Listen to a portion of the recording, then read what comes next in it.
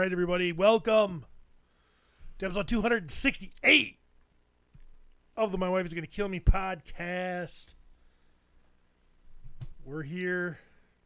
No Travis today again, the little bastard at Kane County in Chicago or near Chicago, trying to hawk his wares, sell his toys, get people to come back to his hotel room and take off their clothes. That's what Travis is doing.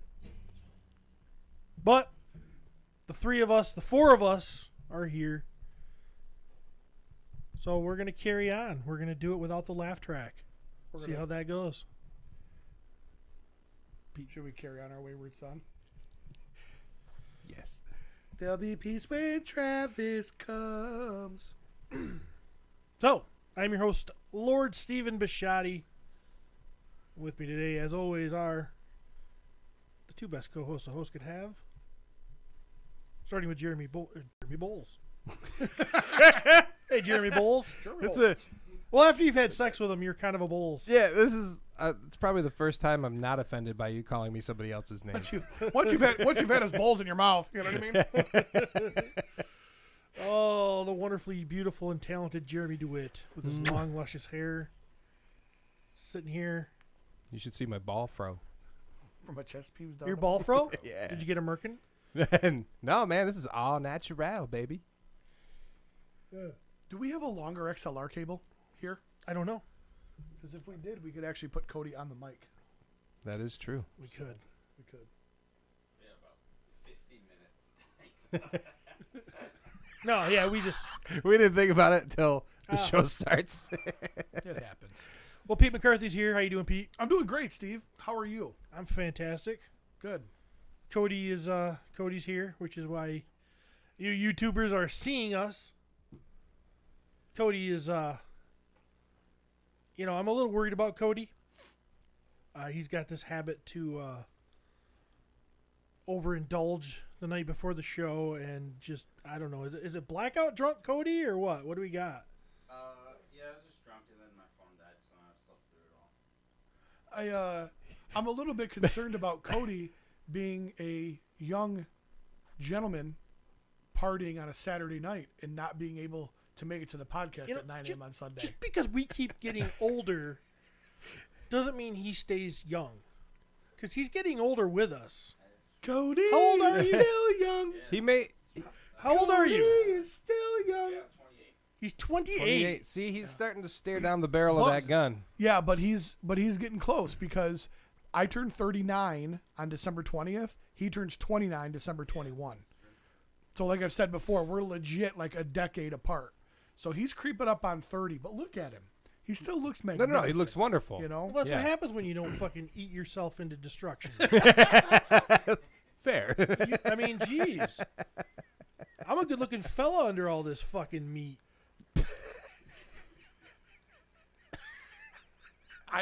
I think you're a good-looking fella with the meat.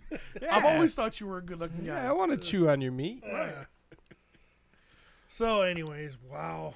We are, at this point, 2 weeks out from LegionsCon. Yeah, it's exciting. We got to talk about it. It's all we can talk about. Yeah. We're texting about it. I mean, let's be honest. All day, every day, we got a group thread going. Like, so those of you that don't know, I had COVID last week. That's right. We watched him get it. Yeah, we I fucking watched it happen. Like, he actually got symptoms while we were recording. See, it was And- a good thing I wasn't here. Right. I was here, and I'm fine. I've been But- paranoid all week. I'm like little scratchy throat. I'm like, fucking Pete. I know I had a little bit of a headache one day, and I'm like, oh, here it comes. But that's what happened to me the Sunday previous. I had that 40th birthday party, that absolute Sunday afternoon rager. And there was 6 of us that went. Well, the wife of the birthday boy got COVID, tested positive on Monday.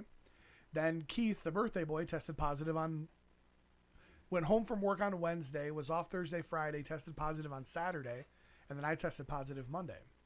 And it wasn't even one of those kinds of parties. I kind of wish it was. Yeah. But so I was off all week last week, and I want to say thank you to COVID because of this shirt. I haven't been able to find this shirt in forever, but when you're stuck in your bedroom, you just kind of start to organize things because you can only sit I was gonna or lay say, so it looks much. nice. I love it. It's like it's brand new. Yeah, it's my Mesquicon turtle shirt. and I think, did you do this logo? No. No, you didn't. This Joel, Not at all. Joel did this. No, this is James Rickliff's. T-Birds? Rickliffs. Yeah, I don't know how to say So- his last name, but yeah. So this is where I wanted to take this. I guess is the point of this whole conversation. Take us on a journey. I'm gonna get there Steve style. So It's gonna be amazing. I have it's pretty much there now. The Steve part already happened. So I organized clothing, right? And I was able to I have one dresser, socks, underwear, and then like normal wear t-shirts, and then the bottom is shorts or pants depending on the season. So I was putting all my shorts away because it's that time of the year. And I have an entire drawer of t-shirts that we've created, which I just think is super cool. Different MWIGTKM shirts. Oh, and my okay. wife is going to kill me, and Toy Haven, and like logos that we've that are all creative, that are made by us. They're not like store bought. And I just thought that was kind of super neat. Yeah. Like I literally can wear shirts all the time that are from our brains. Little collection of memories there. Right. I like that. You can be a little billboard. But That's fun. and so I watched. Jeremy gave me 2 movie recommendations. Yeah. While I was off, I said, "Hey," I said, "Guys, I catch shit all the time, and listeners, you know this. I catch shit all the time about not having seen things. So RoboCop. Yeah. RoboCop was a huge pain in my ass, and I'd like to tell you this story. So I have pretty much every streaming service available. Okay, a lot of them I've purchased through Prime to keep them all kind of together, but it's not completely organized. So I search RoboCop on Amazon. That's where I start. I always start with Amazon to see if it's available where it is. It says it's free on Freevee or whatever, some streaming app that I don't have. Cool.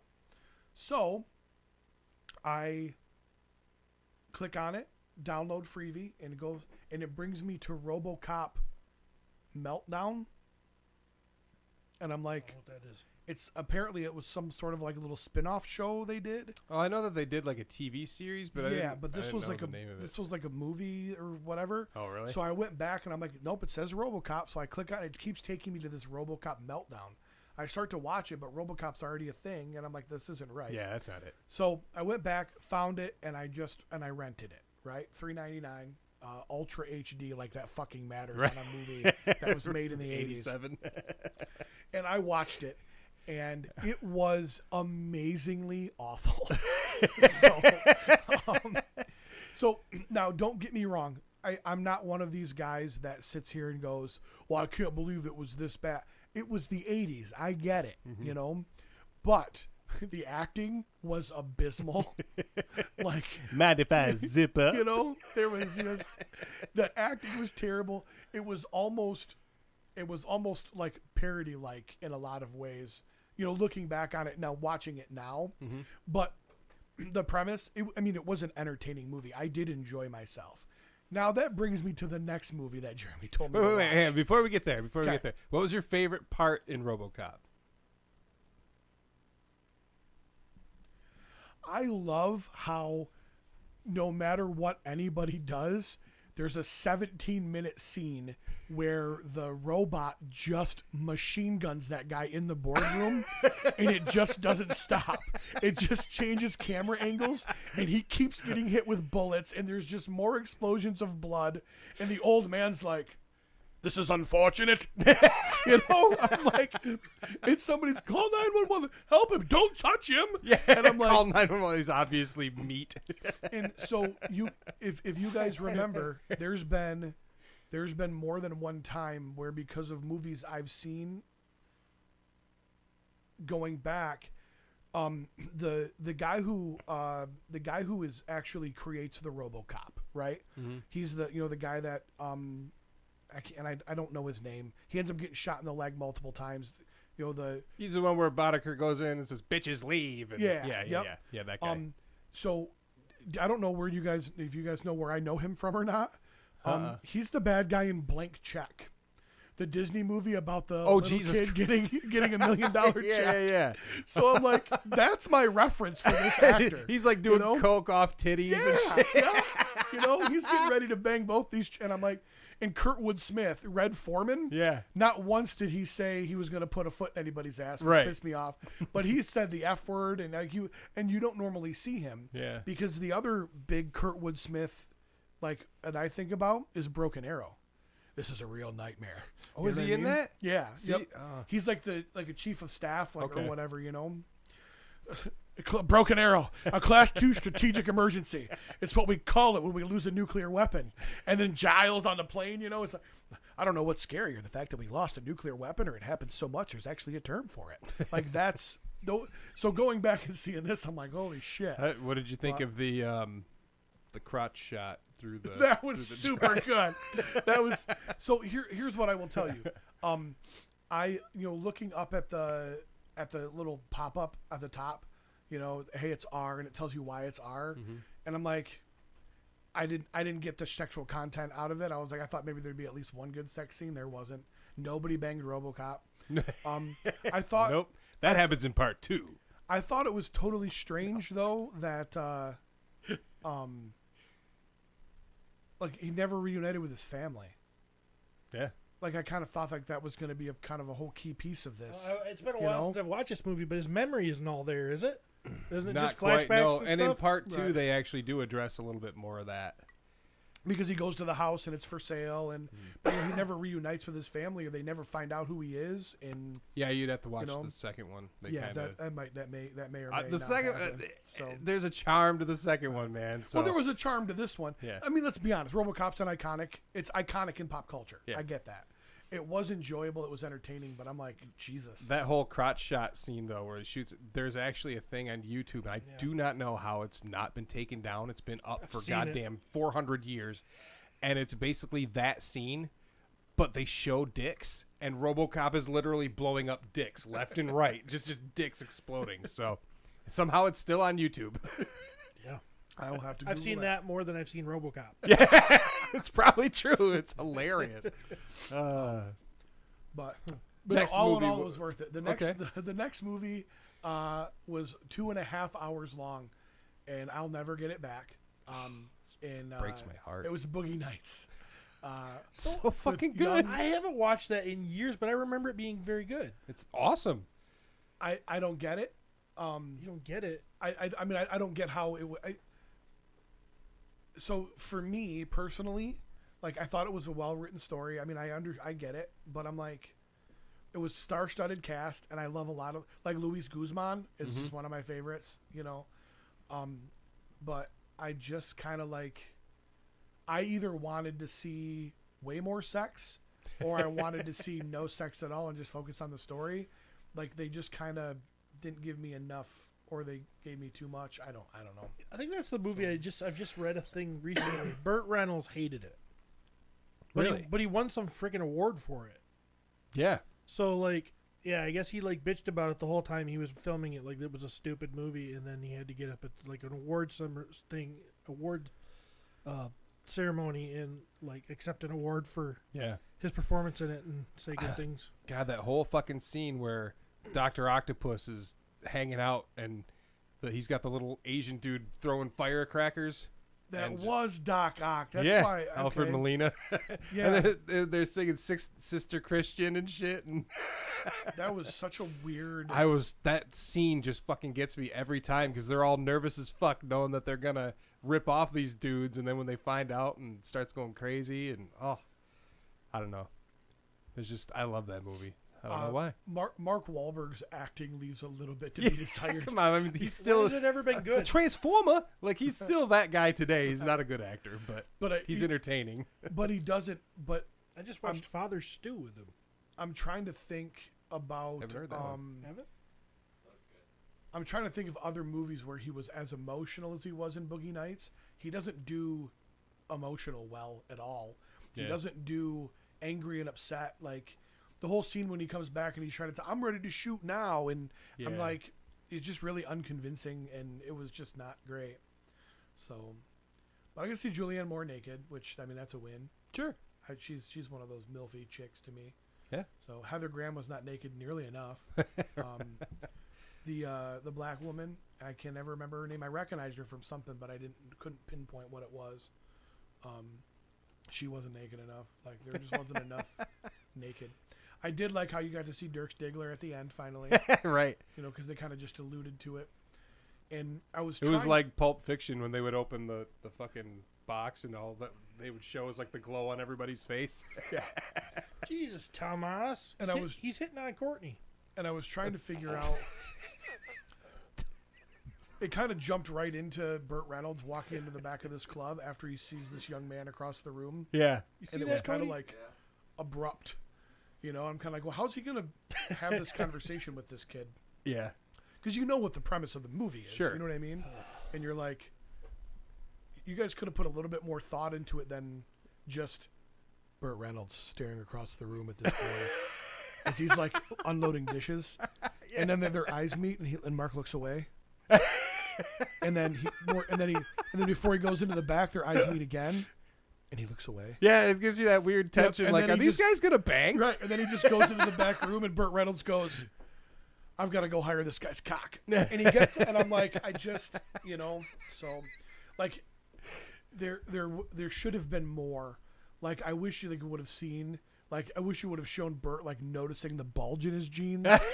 Something that was a little more inviting other than the guy. So you didn't like this movie because there wasn't enough boner? No, I didn't like this movie because just him seeing this considered handsome boy across the room goes, I'm gonna walk into the back of this club and see if I can get this guy into fucking movies. You know what I mean? So no, porn industry, man. He wanted to make some money. Yeah, it wasn't. Yeah, but I had nothing but time. So you know. But yeah. What's this with Tomas? What's going on here? Oh, yes. I've hit on your wife too. You never freaked out. I've never hit on your wife. I've hit on your wife too. He's just in here saying he's really You should have excited heard some of about the shit I've coming said to Cody's girlfriend. to America, to my house, and Courtney's she's flirting back. So I guess it's her Tomas says fault, coming too. to America. How about coming in America? That was not a Swedish accent, by the way. Not Sure, even it close. was. No, it's gonna be so good. I'm excited. For me, this all starts Saturday when those guys get here. You know, it's gonna be fun. They're gonna be here, and Cody, Yeah, are the you road. willing to reveal your costume for Be Saturday? exciting. No, not yet. Okay. Speaking of revealing costumes, I hope Sarah's is revealing. So, that was the only reason I asked you was to sneak that in. So I'm bringing back an old classic. Cody and Sarah had some of the best costumes. Their Starlight and Huey was amazing because you pulled off Huey, like you look like Huey. Had the two like ripped off hands. Yeah, it was super good. It was super good. Brilliant. You're bringing back an old classic, huh? Yeah. Good. Yep. I have no idea what I'm going to be. It's probably lame. Oh. So. That's my problem right now. That's why. Yeah, I just didn't. I always wait till the last minute because it's never on my radar. Like Amanda's already ordered her costume. Like she already has it, and she's like, "What are you going to be in?" I'm like, "Drunk." You know. Yeah. have you ever seen Point Break? Yeah. That's Keanu Reeves and Kurt Russell? No. No, Keanu Reeves and Patrick Swayze. Patrick Swayze. I yeah. get those two guys confused. Roadhouse. Nobody puts. So Baby in have the you corner. seen it or not? I have. I feel like yes, I have. No, I've seen Chain Reaction. I've never seen Point Break. This one, please. What? This one right here.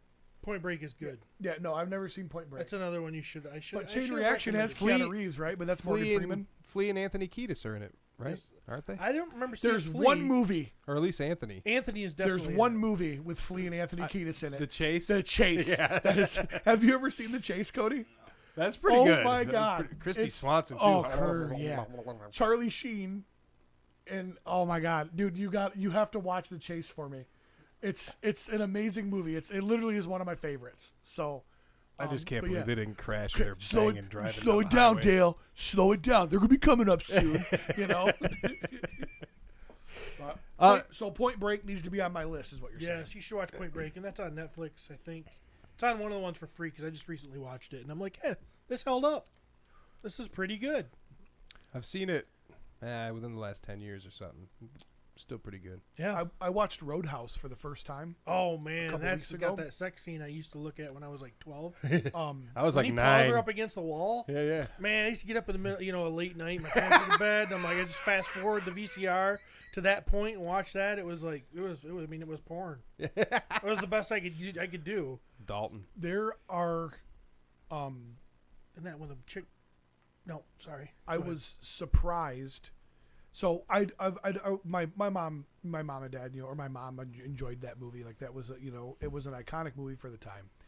And I know I've seen parts of it, but never realized how vulgar that movie is. Yeah. Because it was always on TNT or TBS Oh, or whatever. okay. You know what I mean? Yeah, we had Yeah. HBO. Yeah. So like he's getting into a fight with this guy, and I'm like, oh, he's gonna kill this guy. And the guy's like, I used to fuck guys like you in prison. Yeah. And I was like, what? I'm like, this is, and I'm The like, 80s were a wild time. oh, dude. And, These are awesome. Yeah, in- they were. and what's crazy is, I don't know. Did you guys watch? You guys didn't watch Sons of Anarchy, did you? No.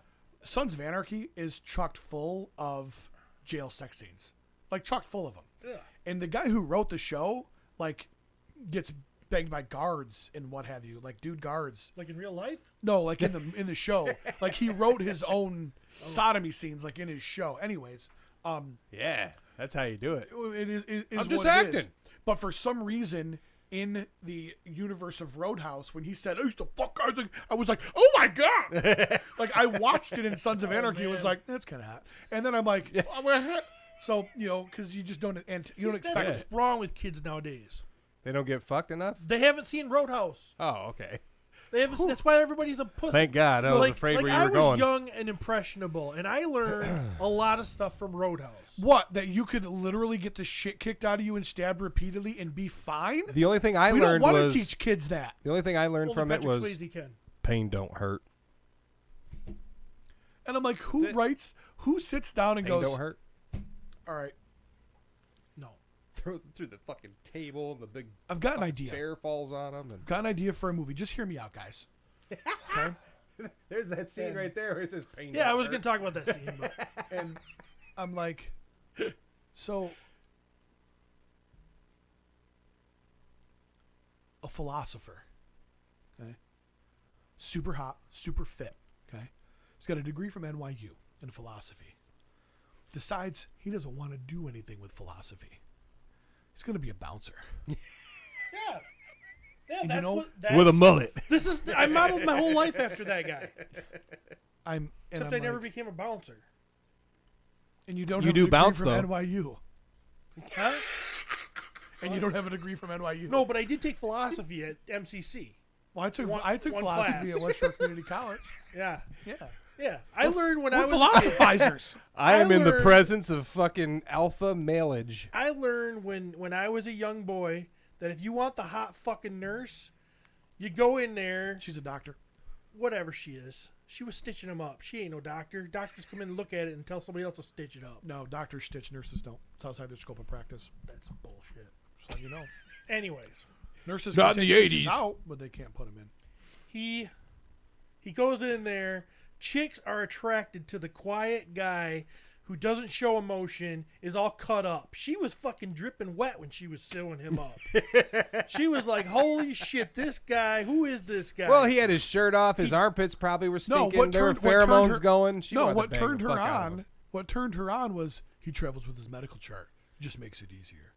Yeah, he's Who writes this shit? and this hot chick that belongs on a fucking runway, who just happens to be a doctor, ends up going to this shitty ass bar to see this guy, but he's so mysterious. He's like, he's into philosophy and he's smart, but he doesn't just wear that on his sleeve. You got to do some digging, And I'm like, this is what's wrong. We don't have guys like this. When do we get movies with guys like this anymore? They're all a bunch of fucking feeling pussies. They're all just out there, oh, my feelings. We're all a bunch we need more movies like the 80s where you had to be this quiet fucking guy, but you're really smart, but you don't get fucking all torqued up over the girls. You fucking, you're the good guy, but you're kind of the bad boy. No one knows who the fuck you are, and girls just want to fuck you. This is my life on the daily, baby. But that's the problem. Okay, so in 2022, an entire community gets upset because you called somebody who's biologically male a sir, and they're female now because that's how they identify. Back in the Roadhouse days, you could drive a goddamn monster truck through somebody's car dealership, and the community literally did this. Hey, you guys want to get breakfast? He grabbed the guy's throat and just ripped it out. Yes. The whole That's community, fine. Like, this guy's terrorizing this entire community. They're like, no, we're fine. But somebody over there is like, I can't believe that he said I was, like, you can't gender assign me. He drove Bigfoot through your fucking car dealership. Guys are wearing boots that switchblades pop out of. And Dalton just grabs the foot. Out of my way. I'm fucking 4'3" and I weigh 90 pounds, but I'm got a huge mullet and I'm Dalton. The only thing that would have made that movie better, okay? RoboCop? No. Oh. No. Well, yeah, Sam Elliott would have made it better because Sam Elliott makes everything better. in my opinion. Dalton would wear bigger heels. Nope. So the scene where Sam Elliott meets her, right? Uh-huh. They drink, they close the bar down, then they go to the diner, and they're having beers at the diner. And it's like 9 o'clock in the morning. She's got to go to work and stitch people up. She's fucking hammered. Like Sam Elliott, after they got done dancing, should have just set her on the table. So cool in that it's movie. so good. It's really great. Yeah. The way it just kind of has that wave. And even when he talks, it just oh, moves. man. So good. He's fucking He should have set her up on the table. His dick stinks like pussy right then. When he's fucking talking to every time he answers the phone, you know he just crawled off some hot chick. He should have put her on the table, and he should have just slid her panties off to the side and then just looked Dalton in the eyes and taken care of it right there on the diner table. That would have been the only thing that would have been better in that movie. We need a re-edit of Roadhouse We do. through Pete and Steve's eyes. Where Sam Elliott just take right there in the diner, and then as he just check please, then she just walks over and then she hands the check to Dalton, like, yeah, you're paying the bill, I love it. You're living in a loft up in somebody's house. Chick comes back there, you push her up against a wall. I mean, it's just perfect. I mean, the movie is just, that's what shaped me into what I am today. And who doesn't want that? You're right. You've achieved perfection, and we Have get to you ever bask in had the up glory against of the it. wall sex? No. It is not nearly as easy as they make it look. No, but it sure looks good when, Cody, Patrick Swayze. Cody, you've pulled off wall sex, haven't you? But it's not like something I like super enjoy. He doesn't like getting plowed. That's not what I meant. The other guy was getting tired of holding Cody. Oh, that's wrong. Oh, shit. So, yeah. So Moss says, preach, Steve. Agree 100%. Have you guys you guys have seen that video of like the older lady and older guy with the keyboard? They're in like a thrift store, and it's like, taste the biscuit, taste the goodness of the biscuit. You've heard that? I really want to say yes, but Really? I don't know what you're talking Taste about. that honey sauce, and don't get the honey sauce on her chicken wings. No, you haven't heard this thing? What the fuck are you talking Okay, about? well, anyway, it's like part of this little short movie, and it just went viral today or this past month for whatever reason. But regardless of that, so AI is becoming like a thing, right? Yeah. We're basically We're dead. embracing it. Skynet will become self-aware, and we're all going to be dead in like 6 years. But I gotta. Why can we not learn from cinema? I don't know, but It's it's this- now here's why though. Because it gets fucking really intriguing, and you go, man, that's awesome. Can we go just a little bit farther? And then eventually you just go too far and die. But next year it's going to be like, hey, look at what we did. We made a dinosaur. Right. We should make a park. Yeah, exactly. I'm And telling everybody's going to forget. It's right there in front of us. Like the Right. writing's on the fucking wall. Right. We're gonna die, and it's gonna be our own fault. But I'm going to get ahead of it. There are fields. As soon as I get a where chance, I'm humans going are to not start turning born. myself into a robot. They're grown. there you go. Then I'll be on their side. That's why I thank Alexa and Siri every single time they do something for me, because I want them to know that I'm on their You side. thank them? Yes. Yes. You sound like Absolutely. Dane, I don't you want- sound like Dane Cook I don't want to die. about giving that weird creepy coworker a Snickers.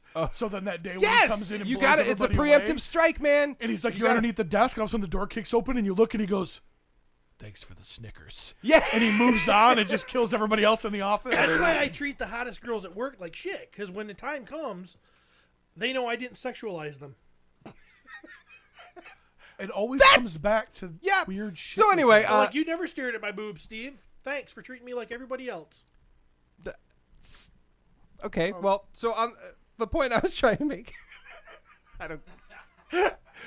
was that now we've taken AI and we're able to create music and resurrect. Fuck you, Maverick. And resurrect artists that are long dead.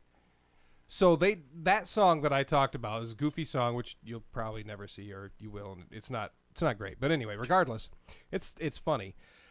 They've put it to music from Biggie Smalls, Notorious B.I.G. Which one? Hypnotize? That one, the one that starts like that. I don't know the fucking song. I never listened to him.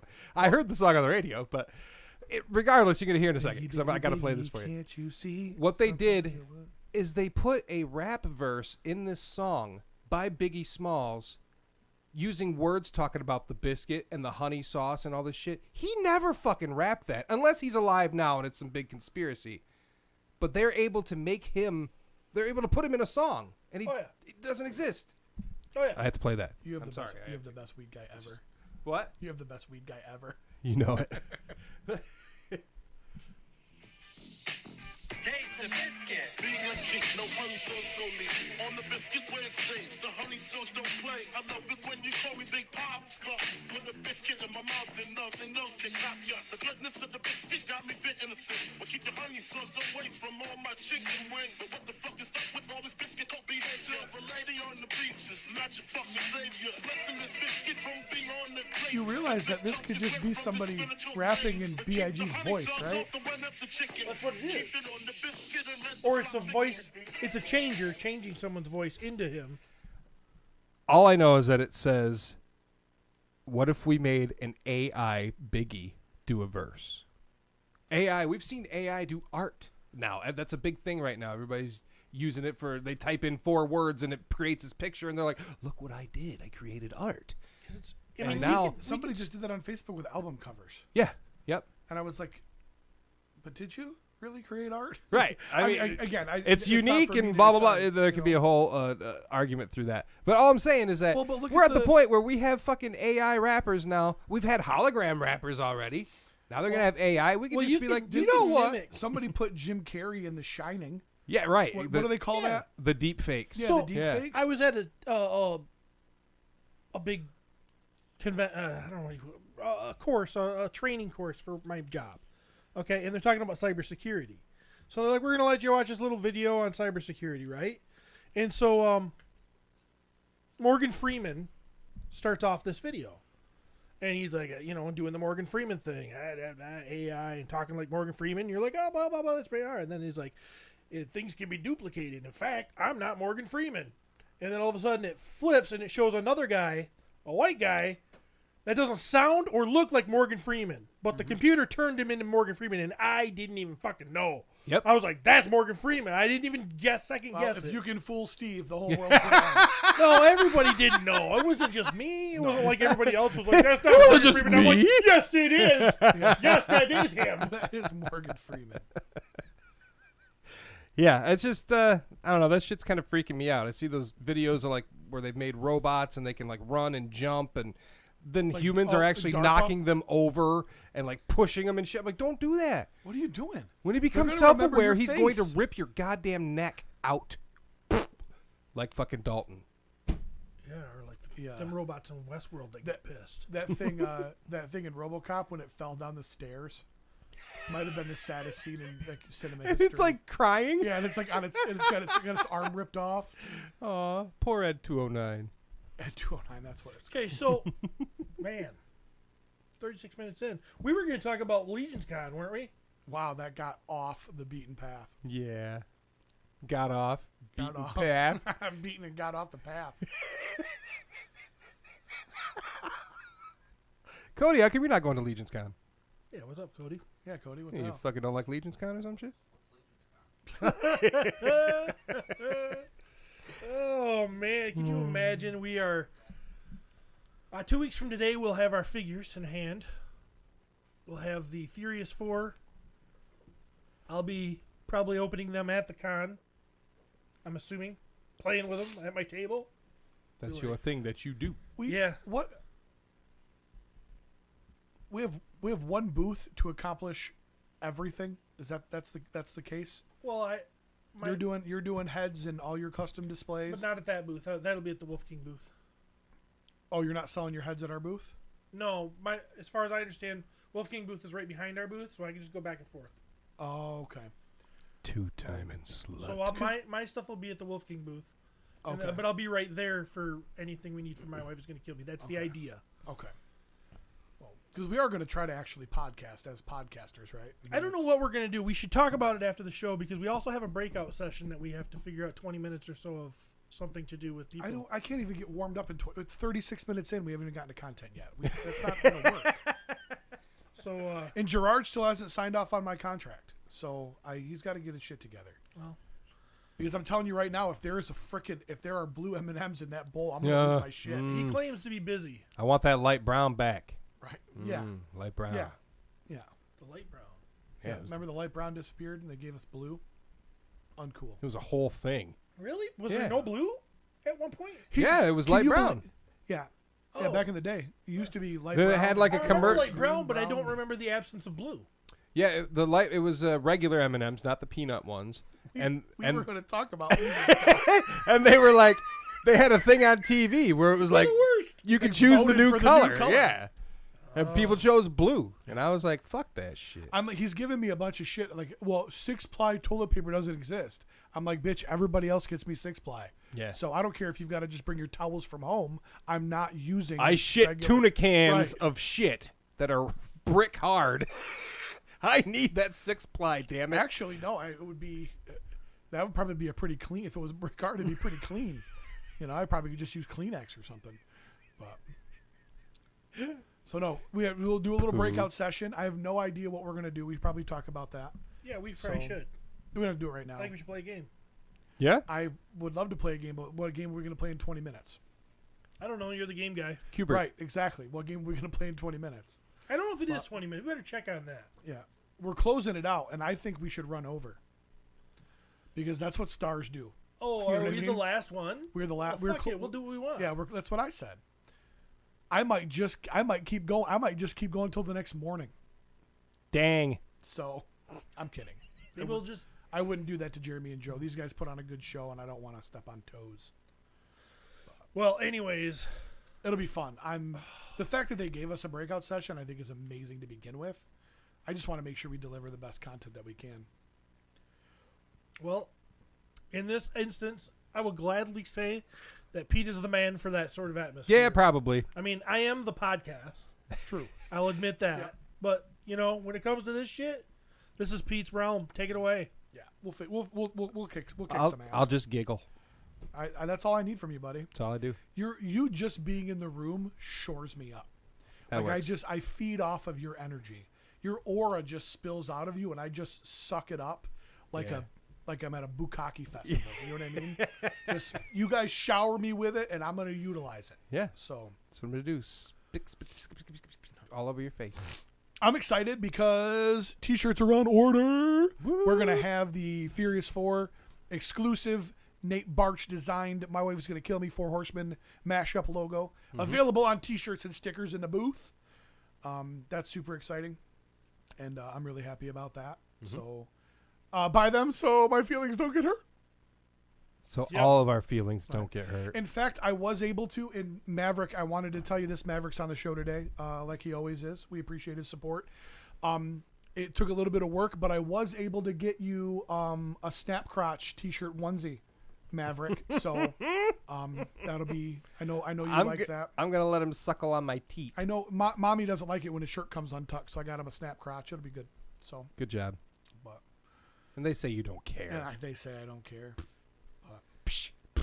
It's gonna be. I'm really excited, man. Different venue, but a better venue in my opinion because we're staying at the venue, so we can just walk downstairs and like. Oh, is that the case? I have no idea what we're doing. I'm just going. Yeah, this is gonna be more like our. This is gonna be closer to our experiences for PowerCon, where Okay. we're just there, I like that. and Yeah. so I'm pretty excited about that. obviously excited about seeing all the people that we're going to see, people we've talked to that we haven't met. Again, if you know us, don't assume we know you. Please introduce yourself Please, by guys. We don't, I might know you by name, but I don't know what you look like. name. I might have partied with you. I might have sucked your D. I don't know your name though. Oh, look at that! See, that looks So- nice. you guys, and Yeah. that's a real thing. We obviously we don't care about being offensive in a lot of ways. When it comes to meeting you, we obviously don't want to be offensive. We do want to meet you. Please just introduce yourself. Please don't hold us in such a high regard that we're smart enough to know everybody. All right, just like I said, throw us your name. It's not going to stop me. I'm still going to shake, fist bump, hug, whatever you want to get down, because I do know you, but I might not know what you look like. Yeah, I was So- hanging out with Anthony Houseal all weekend. I had no idea who he was till Monday after we left. Oh shit! Cody, I had real something quick. for you from him, and I forgot it again. Damn it. Speaking of shirts, Wealthy Nate whipped up a couple of T-shirts. They're not for sale as of yet. I just sent them to you, your messenger, Oh Cody. boy, Would you? I don't know. I'm uncomfortable about Yeah, this. so am I. Please don't cancel us. It's so. Nate Strong made these shirts based on me almost completely shitting the bed a couple episodes ago. Yeah, yeah. So The Lord everybody does not condone. everybody asks, what's the most fun part about the podcast? This type of interaction right here. Without this stupid, ignorant, bullshit toy crap that we do, we never would have met Wealthy Nate. And I consider him one of my closest friends. I love that dude. He's awesome. And that's the kind of shit he made. Send it to me privately. He was like, I don't know if I should or I shouldn't. And I'm like, you know what? He just posted in the chat, speaking of shirts, and I'm like, we're going to drop them right now. Absolutely hilarious. And again, They are. I mean, they're funny. they're funny. And we can poke fun. Again, I almost made a mistake. And everybody knows that that's not me. Everybody knows I'm not that type You of didn't person. you never were gonna say what. Right, exactly. Right, no, you were and that's gonna why say. that's why this is all funny. The way it came out was hilarious. I mean, Pete calls me a racist on this podcast, but I won't call him one. So huge thanks to Nate Strong for whipping those bad boys Proud up. of you, man. It was a very manly thing of you. I'm the stand-up guy on the show. Everybody should know that. I by don't now. think I've ever called you a racist. I've called you a misogynist. And No, a you've called rapist. me a racist. You called me a rapist. You've called me the worst stuff ever on this show. You're the one that's no longer welcome at the Humane Society. I didn't do that. So, but You twisted my. Well, no, you made my words sound like what they sounded like. yeah, oh yeah, I'm good at that. Unfortunately, I twisted my words. Right. So, all in all, you guys, LegionsCon is put on by a couple of amazing individuals, Jeremy Gerard, Joe Viteri. Awesome guys. Got to hang out with them. I didn't get to hang out with Joe as much as I would have liked, but I had some nice conversations with him. We actually got to have dinner with Jeremy a couple times and hang out and get to know him a little bit better. Obviously, the whole Four Horsemen crew, and I don't just mean Cornboy, Treadaway, and Jim. That whole crew, everybody they surround themselves with is awesome. And we got a chance to hang out with them. We got invited back to G-Con this year, which is a big deal. And if you think about the people that are involved in G-Con, the people that actually are interested in seeing it, we're in a very, very small group of people that get to be in there in that moment. Yeah. And the way that they let us be involved last year, we're looking forward to that. The vendors at this thing, I mean, you know what? This is Boogie Nights Con. This is star-studded. This is all of the big deals, and there's going to be just so much great stuff, and I'm pumped. Yeah. So That room last year was just filled with artists and just beautiful works of art. Yep. Their medium just happens to be action figures. Yeah. You know? Freaking gorgeous. And then, of course, you've got the photo guys, too, you know, Trevor and Nate and those guys that do that stuff. Oh, yeah. Shoot, there's going to be some startup companies there, some other independent toy companies there showing their stuff off. Matt Rodriguez has a panel. I'm He's gonna be I'm showing pretty some excited about that, I'm actually. so pumped Yeah, very for excited Matt. about that. So pumped for So, Matt. And I can't wait because eventually he's actually going to do something worthwhile, and I'm going to ride his coattails. I'm Oh, gonna be yeah. right there with Oh, him. yeah. I mean, dude, he's been dragging my dead, bloated, lifeless body through Toy Haven for like 2 years now. Like he's you know. But no, we're just pumped. Like I said, it's all we can talk about right now, and It's completely sold out, right? it is Yeah, it well, is sold out. and we'll talk about that during Toy Drama too, Cody. So What do we- the what do we- venue is sold out as far as we know. yeah, the tickets are sold out, but they're available on the aftermarket, Yeah. which we'll talk about in Toy Drama. Oh, they are. That's fun. Interesting. So Well, this is going to be some fun. It's one of the only times I look kind of actually am looking forward to a 12-hour car ride, which is weird. But the car ride was not nearly as bad as I thought it would be, and the difference was the people. well, yeah, period. when you're you know, yeah. Yeah. and even the traffic jams that we were when we went Facebook Live Yeah. during traffic jams, like it just what a fucking good. riot, dude. I mean, we had to pee so bad, and we were afraid. So bad.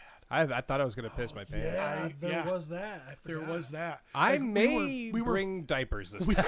we were physically in pain. We had to pee so Yeah. bad. Yeah. That's traveling when you're 40. Yeah, difference, man. and my pee hasn't gotten better in the last year. So Mine's actually gotten worse because Yeah. I quit taking my metformin. So I'm back on it now, which all that means now is it hasn't corrected the pee issue. Now I just have severe explosive diarrhea. So, hey, get in the van, guys. Let's drive to New Jersey. I am grabbing a thing of fucking Depends before we go. But I guess it all depends. Undergarments. Nice. So that's heavily on our minds. Now the plan is we probably will not be recording next Sunday morning, according to Travis. That is going to be a no-go due to his Halloween party the previous night. He goes to bed at 9:30. I know. I don't. Like, or midnight at the latest. Like, we left at like midnight last year, and he was And Heidi had been in bed for 2 hours at that point. So I don't know. He must still need like 10 hours sleep.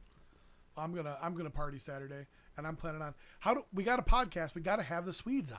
Well, I think we'll probably do what we did last time, and is have them come in. We'll come in on Monday night or something. Yeah, but why That's would what we did last time. Why don't we just do it Sunday morning like we normally do? We're literally not doing it because Travis is going to be hungover. Which is fine.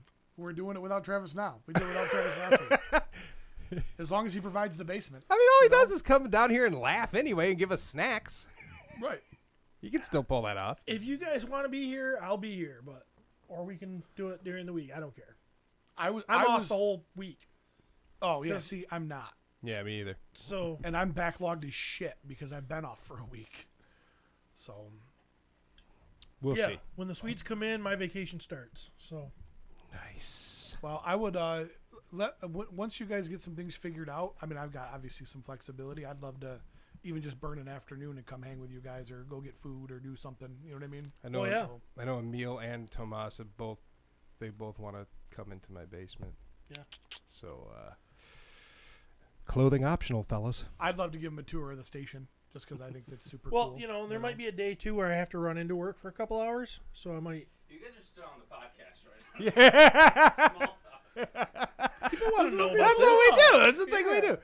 So we'll figure it out. We're excited. Yeah. Whatever. So what do you got for toy news, Jeremy? Man, I got some. You got some. We'll hit it. Cody, put them bad boys up on the screen. Nope, not that one. I love how you posted that picture of the cream savers, like, hey, thanks, so-and-so, I found them. And Rickleman's like, they're literally available everywhere. I'm you, like, what, Rickleman. your living room? You don't fucking leave your house, Rickleman. I don't know what he's thinking. That was last week. Live like Jack Yeah. and Sally if you want. I sent you stuff anyway last week, not knowing you weren't That's right. showing I just up. linked 2 different topics to 2 Blink-182 songs. Depends. Good for you. Yep. The night before Christmas. So we got NECA. So they're they're doing 31 figures, 1 per day. yeah, for the they're whole month? 31 releases. This is interesting. Man, NECA is this? killing it. Universal Monsters Ultimate Dracula. This is the packaging. Because I think we've seen the figure a little bit before, but I can't see that. I can't see the word Dracula without singing Rob Zombie's song. I know it's Dracula, but I still just see this and I dig through the ditches.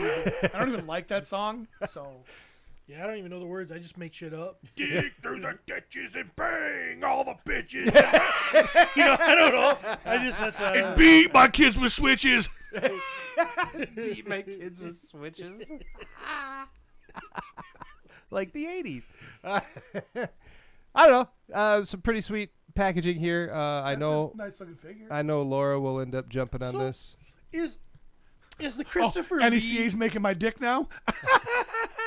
Here's a question I don't know if you're gonna know the answer to, Jeremy, but is the Christopher Lee version of Dracula, is he not a universal monster? Do you know what I'm talking Correct. about? Yeah, He's not. I don't know a whole lot about it, but I don't believe that that's universal. Okay. As Apparently far this as I one's understood, Bela Lugosi was the universal version, the one that we know with like the widow's peak. I mean that version there. 'Cause I would love to have the Christopher Lee version, but What's the difference? I guess I don't know the difference. Christopher Lee, different actor playing him, different versions of different movies. Oh, okay. There's a All movie right. series. I think there's like, I don't know, 6 movies, 7 movies with Christopher Lee as Dracula. Christopher Lee was Count Dooku, if you don't know, Pete. And yeah, when he was younger, he played Dracula. He looked tons like of that. times. Oh, okay. And those are the Dracula movies I've seen. He looks like a crazy butler. He is. He is. He's a crazy butler.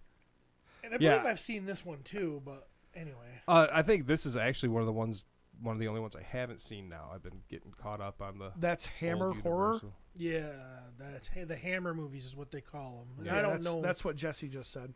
Yeah. Yep. So they probably don't have the rights to that, but that's the Dracula I'd want. And, you know, Only Pete could transition from dog relations to Jeremy and Joe at LegionsCon. I do what I do, man. This version that Cody's been showing off is actually the Jada Toys version of Bela Lugosi as Dracula. This is the Universal Monsters stage play version. So it actually has like stuff with his name. It's like actually says Lugosi on it, and it's got some. So it's more of like a Bela Lugosi figure as Dracula rather than Dracula being portrayed by him. You know what I mean? right. So it's got like little flyers and stuff like that. Very neat. I love this stuff. I mean, these versions of these characters. Granted, I didn't watch the movies back in the day, but these are like, you know, the classic versions. So, and by the way, have you seen Monster Squad? Man, I just watched Monster Squad again. It holds up so good. Monster Squad. It's an '80s horror movie. You know what I watched So- last night? I watched the best horror movie ever. Last night. Hands down. Ernest Scared Stupid. I've actually that's on my list to watch this year. the Trantor. You know what I'm watching right now, and I don't remember if I've ever watched this all the way through, but the freaking Figure Obscura made me want to watch Johnny Depp's Sleepy Hollow. Oh yeah, we were talking about that. I ended up watching the cartoon version, yeah, but but yeah. Johnny Depp's version so far is really good. I've seen pieces of it, but Christopher yeah, Walken's in it. I didn't know yeah, that. yeah. He's the headless horseman, right? Every single one of you guys, it's there are no trees in Botswana. 'Cause I'm a Botswanian lumberjack and I ain't never had a job. Like Ernest Scared Stupid. That's where it's at. Yeah, Monster Squad, man. Okay. It's got like all your classic monsters in it. The Gill Man dude, the Wolf Man, Dracula, the Mummy, and then Yeah, and based on Boogie Nights, Frankenstein. I'm gonna run right over and watch that. well, it's a totally. I think they were going for like a sort of Goonies vibe in this, and it's just more like low budget Goonies. So it's a bunch of monsters that are searching for a regular person's treasure. Right. Perfect. There's Find like a regular human chained up in the basement who's normal. Like, hi, I'm Fred. I'm not sure why I'm locked down here, but Oh yeah, and this is the movie where if you ever hear the quote, it says he's yelling. One kid's yelling at the other kid and said, "It's about the Wolfman." He goes, "Kick him in the nards," and he says, "Wolfman ain't got no nards," and he goes, "Do it anyway," and he kicks the Wolfman in the nards, and guess what? He takes him down. So I've Wolfman's got That's nards. from that movie? Yeah, I've never Monster heard Squad. that. I No? swear I've seen that scene before. Yeah, this was my these were my monsters when I was a kid. So Interesting. yeah, went up to the old family video and grabbed that bitch all the time, and there you go. So there's another recommendation for some people. By the way, I think Tim Sawyer actually watched Basket Case after my recommendation posted, last week. yeah. And he's like, "Thank you." NECA again, 40th anniversary Ultimate Telepathic ET. I don't know. What if makes a figure ultimately telepathic? I was gonna say I don't think that this figure itself is telepathic, but he's got a speaking spell. I almost want that for the speaking spell. I almost brought in my speaking spell today based on this, just so we could hear it. I have no idea what you're even talking about. Dude, I rocked the speaking spell Yeah, the little. when I was little. Did you ever listen to Limp Bizkit? He's too young. Oh, yeah. Hell Do you yes, know I did. their cover of Behind Blue Eyes, and then it Yeah. has that LIMP. Yep. That's from It's a fucking that. speaking spell. Okay. Yeah. Now when you we were know. a kid, this is how you learned things. Yeah, I don't know that I learned anything, but I did like to hear it say ASS. I'm pretty sure that I am. that's a terrible Limp Bizkit song. Say it. Oh, it's terrible. It's terrible. I'm like when I talk about Limp Bizkit, I want to talk about $3 bill, y'all. Yeah, see, I don't. You know, I I want don't. to talk about I don't want to counterfeit talk about him at all. and sour. Break stuff. You know, no break stuff. Break stuff. That's chocolate starfish and hot dog flavored water. I think I don't remember. Sounds like a wonderful dinner. That's rolling. that was Nookie and that was they. No man, counterfeit like that's a legit. You know what I mean? That throws you back. You know what I'm talking about? I don't know. Yeah. It's got that really light Let's talk intro. about toys. It's just, Yeah. you know what I mean? You know, freaking me out. You wore a mask. you got there, counterfeit. What? This is something Pete'll like. Oh, Pete's gonna like it.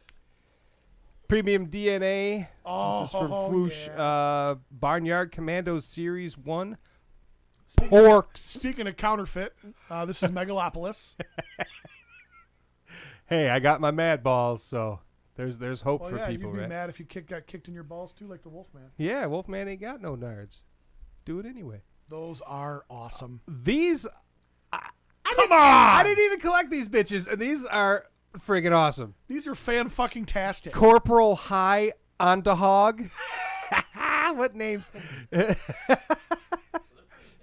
Yeah, the mad balls were like 7 inches almost. So yeah, these are gonna be chunky monkeys, man. Now, so will these be available through Big Bad Toy Store? Should be. Okay. I think so. I think you can. I just really like Big Bad Toy Store these days. They Oh, yeah. I don't know. Hey, Cody, have you ever heard this pile of loot thing they do? It's awesome. Pile of loot. Let's see. BBTS. I got a big pile of loot right now, waiting to ship it, but they won't put in the other twin. I got one of these twins in my pile of loot, but I ordered them both, but they won't put the other one in, and I'm like, I don't want to ship the other one because the other one's gonna come out. What am I gonna do with one twin? Nothing at all. So they have the pre-order is up on Big Bad Toy Store right now. What are they? Zaymont and Tomax. We're $189.99. $89.99. $189.99 for all 4. Oh, for 4. Okay. Yes. I was like, This is a what? Estimated to arrive 4th quarter of 20 double deuce. Easy pass. Oh. So very soon. These are awesome to me. Great. I'm glad that you You like know, it. They have a Ninja Turtle vibe to them. Just that. Are they articulated? Yeah. Weren't Well, the the origi- originals were aren't. Huh? The originals are not. No, the articulated. original were like almost like dog They're toys. they're bath toys. Yeah. You know? Yeah, I thought that were they squeezy? Yeah. Yeah. Is that the noise it makes? I don't know. I never had one. I was becoming a man at this point. Curtis just said, "Did you guys know that Premium DNA is Megalopolis?" What? Welcome to the conversation, Curtis. Nice to have you. He's being sarcastic. I know. He was paying attention to the preacher. He's got one earbud in right now, and he's listening to us. And he just started laughing out loud. Like the pastor was talking about Jesus' crucifixion, and he laughed out loud, and everybody thinks he's a weirdo.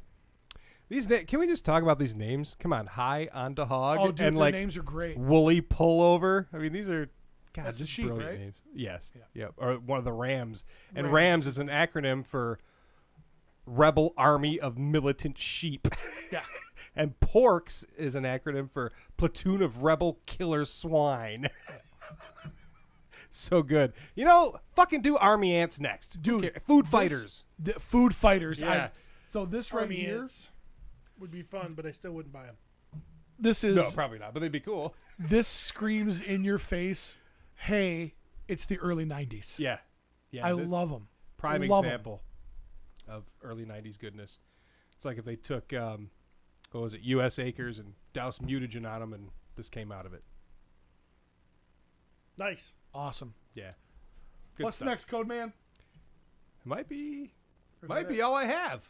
Except for this. Cream saver. This is important, everyone. Ooh. I've been looking for these bitches for a few years now that I've heard that they've quote-unquote come back. And apparently they're all in Rickleman's bathroom. Yeah, So Gary Rickleman says they're everywhere. You can find them. I heard that they were at like Dollar Tree or Dollar General, so I've been looking, not hard, but enough to go, yeah, it's not there. Well, I went to Big Lots yesterday, and bitch, there was a lot of them. Cream at Big Lots. Yes, they have orange too. Ooh, that's my favorite. Huh? At Big Lots. Big Lots is the best for snackies, dude. I'm telling you. Go to Big Lots for snackies. Fuck their furniture. Fuck all their crappy, overpriced toys that are more expensive than Walmart for some fucking reason.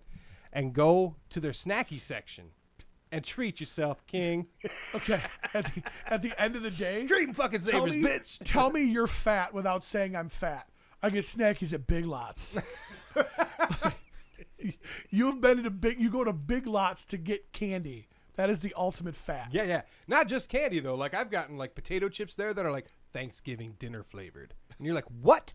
And sure enough, fucking Thanksgiving dinner flavored. That sounds disgusting. I want to try that. Yeah, I'm telling you, dude. Go to Big Lots. Get your snackies there. I do not work at Big Lots, nor are we endorsed. I just fucking like it. And that's all the toy news that I have. There's probably some other shit, but Yeah, Maverick is saying, hey, Big Bad Toy Store is doing their own 6-inch action figures. oh yeah. I don't think they've revealed what they are yet. Oh, that's news. Grounded. Do you have any toy news, Steven? I do not have any toy news that I can think of at this moment. All right. So that brings us to toy drama. Toy drama. Toy now we have some drama. of that. I have a little bit of that. So there's situations, okay? And it all comes back to exclusivity. And there's a double whammy going on right now with LegionsCon and the Cabal, okay? So first and foremost, there's people that cannot make the show that are asking other people to get the figures for them, okay? Oh, yes. I've And- seen a couple of these posts. And then you also have people that are looking for tickets because the show is sold out. Right. And then on the flip side, you have people posting that they have tickets, and then you have people posting that they're willing to get figures for people. So I pulled up a couple of them that I didn't get deep into the comments, but so I would think that'd be slim pickings to find people that can get figures for you because of the limit on the figures. Right. well, and that's so here. So this is where it gets interesting to me. Okay. Who goes to LegionsCon and doesn't want the figures for themselves? Well, so this There's- first post. You're not going to LegionsCon. You don't He go. goes me. Probably.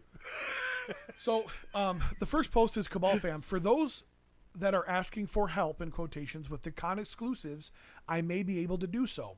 My younger son is attending with me, and assuming that I can use his badge to get extras, then I will have them available for either trade or sell. Oh, okay. I see that situation. Yep. So this is how I view this, right?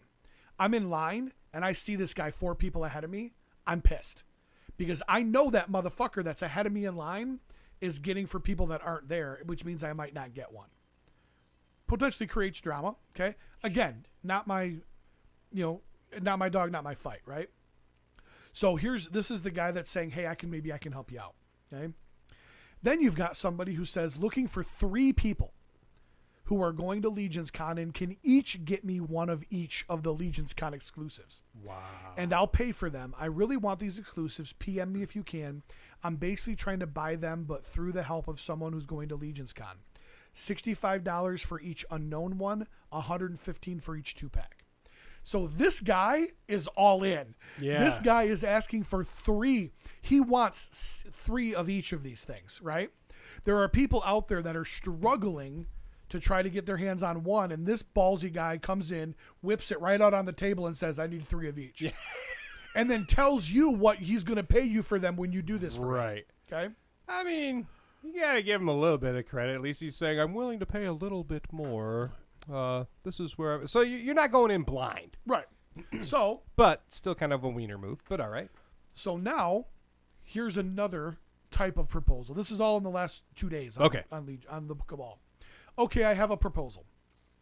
My wife can no longer make it to LegionCon with me because of her job. Kind of an emergency. She has to take charge. Best wife ever. So my proposal is that I will give somebody the LegionCon pass for free. In return, I only want to buy one of each exclusive for Saturday and Sunday, and the second one you can purchase. So you'll get a free pass for the weekend and a chance to get one of each exclusive.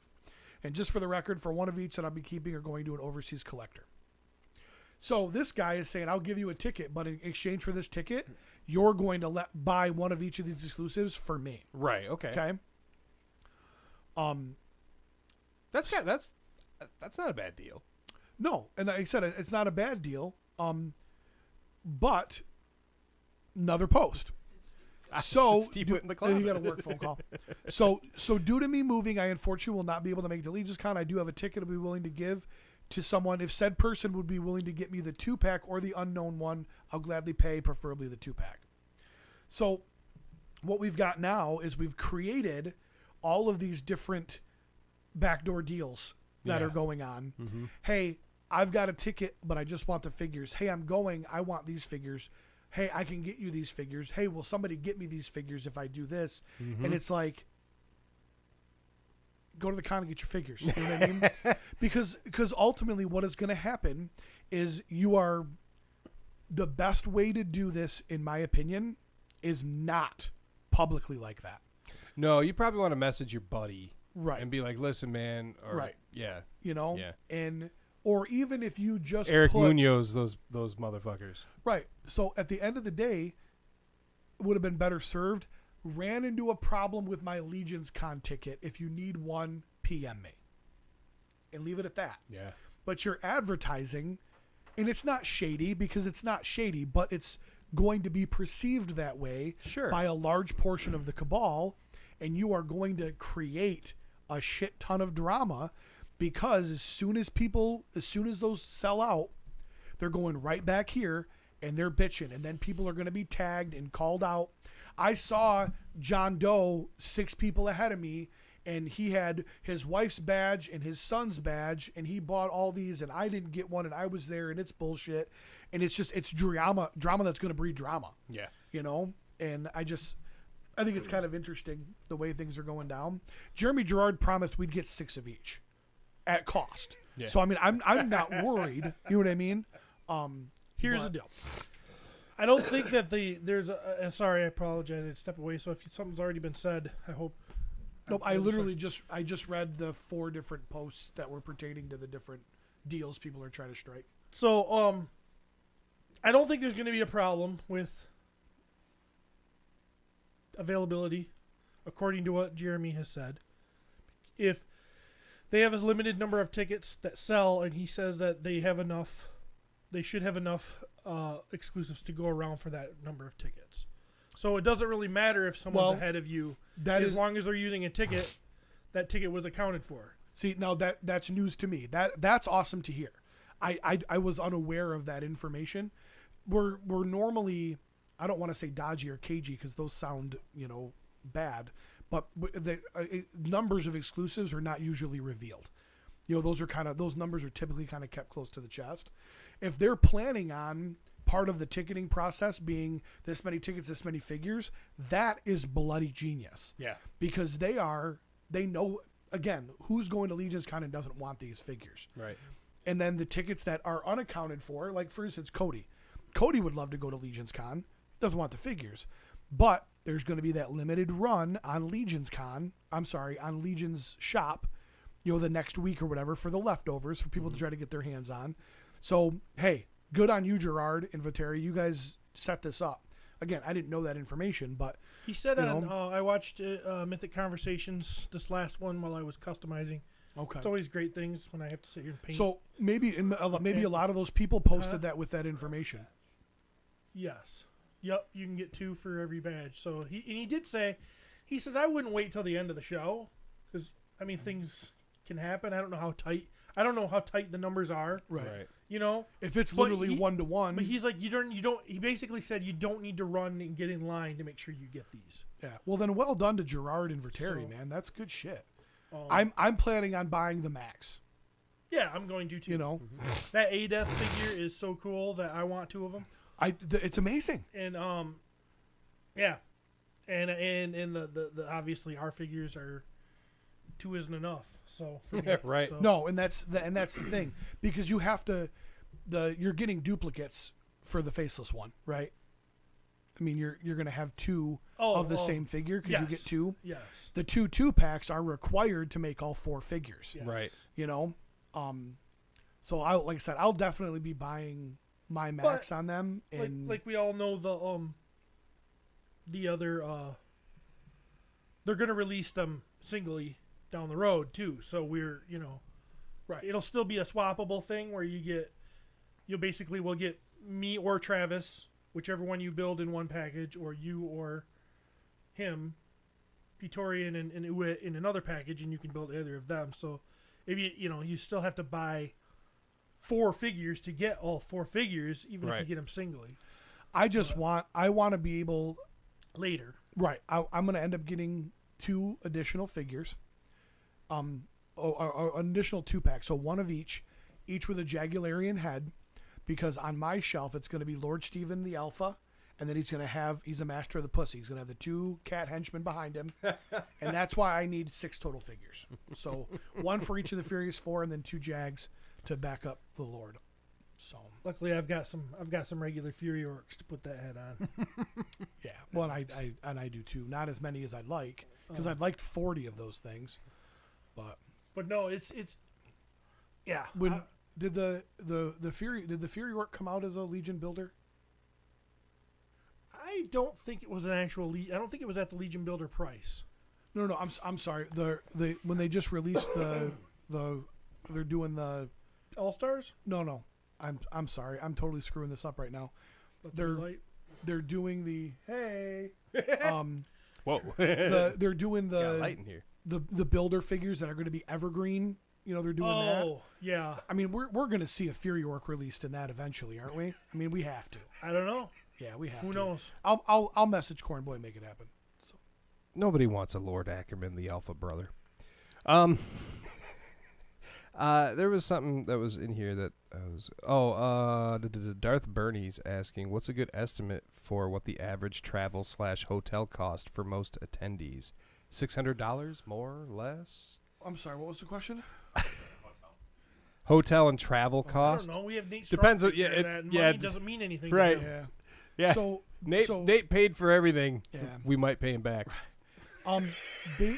Basically, what we did last time was everybody obviously split rooms. It was 2 to a room. Mm-hmm. So we had it ends up being 4 nights, right? Thursday, Friday, Saturday, Yes, Sunday. it does. So we had hotels for 4 nights. So that was split in half. So essentially each person paid for 2 full nights. Yep. And then when it came to fuel, everybody kind of kicked in. Like people would jump out and hey, it's my tank to fill, and they would fill the tank. Yeah. Or guys bought me dinner for you know what I mean. So I didn't really calculate any of that, and because I told everybody I was going with or without them. If they wanted to right. contribute to fuel, that was fine, but it wasn't like I wasn't expecting that. And honestly, I think because I wasn't expecting it, everybody kind of went above and beyond, because I don't think I paid for any more fuel than anybody else did. Right. I thought it was very fair, and I heard a lot of, well, no, dude, it's fine. I'll pay for gas. You're actually doing the driving. Yeah. And a lot of people put a lot of stock in the fact that I was the one actually doing the driving. Oh, yeah. And That means a lot to me, Well, because I'm not fucking driving. Well, and the thing to me was I'm always the driver. Yeah. You know what I mean? So, and like I said, I had a fucking blast. It was not nearly as big of a hit financially. Well, plus our experience is going to be more unique because, number one, Darth, I don't know where you're coming from. That's Eric Bertram. Okay. So, Muncie, Indiana is where he's at. Okay, That's Derek Ayer's best buddy. Yeah. I know who he is. Yeah. I just haven't smelled him up close yet. Oh, dude, he's so worth it. One of these times, buddy. I don't associate him with Darth Bernie. What? That's his game. That's his online handle. So, and Derek only ever calls him Bernie. Like that's all he refers to him as okay. Bernie. What's super great about those two guys is Darth Bernie, Eric Bertram, is everything that's great about Derek without the asshole. So I mean, they physically even look similar. Like he's everything they are good. Yeah, I'll give him that. He's yeah. everything good that Derek has to offer with very minimal bullshit. So, but no, and those guys, I they would come to party. I'd They're say like people. a good $600. I mean I'd say that's pretty fair though. Yeah, I want to say the cut for the rooms was like $420 per it was person. almost in the 3, I thought. It was very reasonable. But Yeah. Wealthy Nate jumped on and booked for everybody months Way ago. back. Yeah. As soon as we knew dates, he was right on it, and he has that kind of disposable income. So I don't think his card gets charged for it until we get no, there. I anyway. know that's I know. But he probably just paid for it, right. knowing him. I mean, Right. I know he just sent him a half a Bitcoin. And the said, last time I "Keep was the at his change." house, he was having problems with storage to put money. Right. Like he was like, "Yeah, we're gonna put new cupboards in the kitchen," and I'm like, "Really? Why? These look nice." Yeah, but I need more places to put money. He has one of those Scrooge McDuck rooms in his basement where he like swims in gold Yeah. coins. He sort of jumped off a diving board. Yeah. God, you know how much that would actually hurt trying to so dive If into you a jumped fucking- into, you It die. might as well be concrete. You would die. Well, but that's what people think. That's what people think about water too. I can jump in that. It's just water. Yeah. No, it's concrete that you sink into that fills your lungs. Because when you hit the surface of the water, it might as well be freaking concrete. Yeah. Curtis says kind of a noob question here, but is there a preferred marker for getting autographs on figures? Oh yeah, you want to do the silver Sharpie. Sharpie. That's That's where it's because you can sign in that dark area and it still It's lines gonna be up. best for the dark area. Yeah. I mean, unless you want us to. I mean, you're dealing Sign with in the bubble. Sign in the bubble can smudge, and people had that issue. Oh, okay. before. All If you right. sign actually, but even on the plastic, bubble, the silver shows up. it does really nice. Okay. So Bring a black one anyway, though. I hope that for someday I'm mustaches. so famous that somebody goes to Pawn Stars and goes, "I got this Pete McCarthy autograph," and they're like, "That's not his. My signature is dog shit and never looks the same twice. There'd be no way to ever authenticate it." So, I tend to fuck with mine occasionally. I'll do my normal squiggly fast, and then sometimes I'm just like gonna take my time Right. and make it look stupid and Jeremy James draw a DeWitt. wiener on there. Yeah, it sings. It's like Right. Mortimer the Ichabod marker. Right. So for how we do it with the carpool, obviously no airfare, sharing rooms. We actually do it on a pretty good budget. Yeah. So it left us a lot of money. If I can afford it, then it's not too shabby. And we spent money at the freaking show last The year. rooms are the biggest hit, Yep. Yeah. but yeah. And food. We did eat a lot. We're like, do we need dinner number 4? Absolutely. We did have lots of dinners. Yes. So good. All right. So that was some. You had toy drama, and then I guess I have some too. Unless you have more. I had one more. Let me find it here. Apologize. Got to go through all the hairdos. So Did you see that? Not that. Oh, I was gonna say that's This- what I sent. this really isn't drama. I just thought this was super funny. This was posted in the Mythic Legions cabal. I was planning on reading it. I brought two more Headless Horsemen for About Retail from guy who I thought was scamming. We meet up with no problem. Thank you, bro. And I was able to sell my first one. This group rock with a minor hiccup in the beginning. I'm glad I'm here with good people.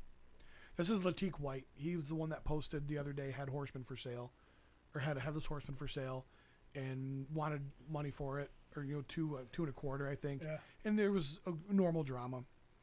So then, That's not bad. no, I didn't think so at all. But again, it was normal shit, right? So Daniel Holmes posts, there is another Facebook for Mythic Legions buy, sell, and trade. Just try to use this group if all you are going to do is sell. If you have other content, questions about customizing, pictures to share, etc., as well as the occasional sale, then this group is for you. Not hating, just saying. So Latik White has only posted stuff for sale since he's been in the cabal. Oh, Gotcha. okay. So he's kind of calling him out. Hey, there's another group for this. Walter Hagen comes in and says, "Oh, didn't see that in the rules. Thanks for explaining." Oh! So what's great is I'm like, I mean, it's his page. Yeah. The cabal belongs to Walter. And this other dude's coming in like, Yeah. this is how it should I was be. like, that's so friggin' good. I kind of like slow clapped Walter. So at any rate. heck and heck. So again, not drama, not really drama, just I thought interesting. Well, then I guess I got a couple things apparently to that one there. But let's start with this one. This is from a group called, a company called Ramen Toy. We've seen they're doing some background like sets for like He-Man and Ninja Turtles and stuff, little dioramas. They also apparently do figures. Right here we have this figure. I'm not even sure what she's from, but it says work in progress of one of 4 characters from wave 1 of our new 3.75-inch series of action figures with similar points of articulation as contemporary 3.75-inch figures of today. I don't know what all that means, but there it is. There's a figure. So they're basically announcing a new thing that they're doing. They're basically saying that these figures are going to be able to be swap in with G.I. Joe 3.75s or Boss Fight or whatever. And now then Tony Rodriguez comes in and says, "Can we please finish one line before we start promoting another brand new line?" How do you know he talks like that? That's how he talks. This is All Tony. right, I like it. Fucking Tony. If your name's Tony. Apparently, Rodriguez is a very common Boston name. Yes.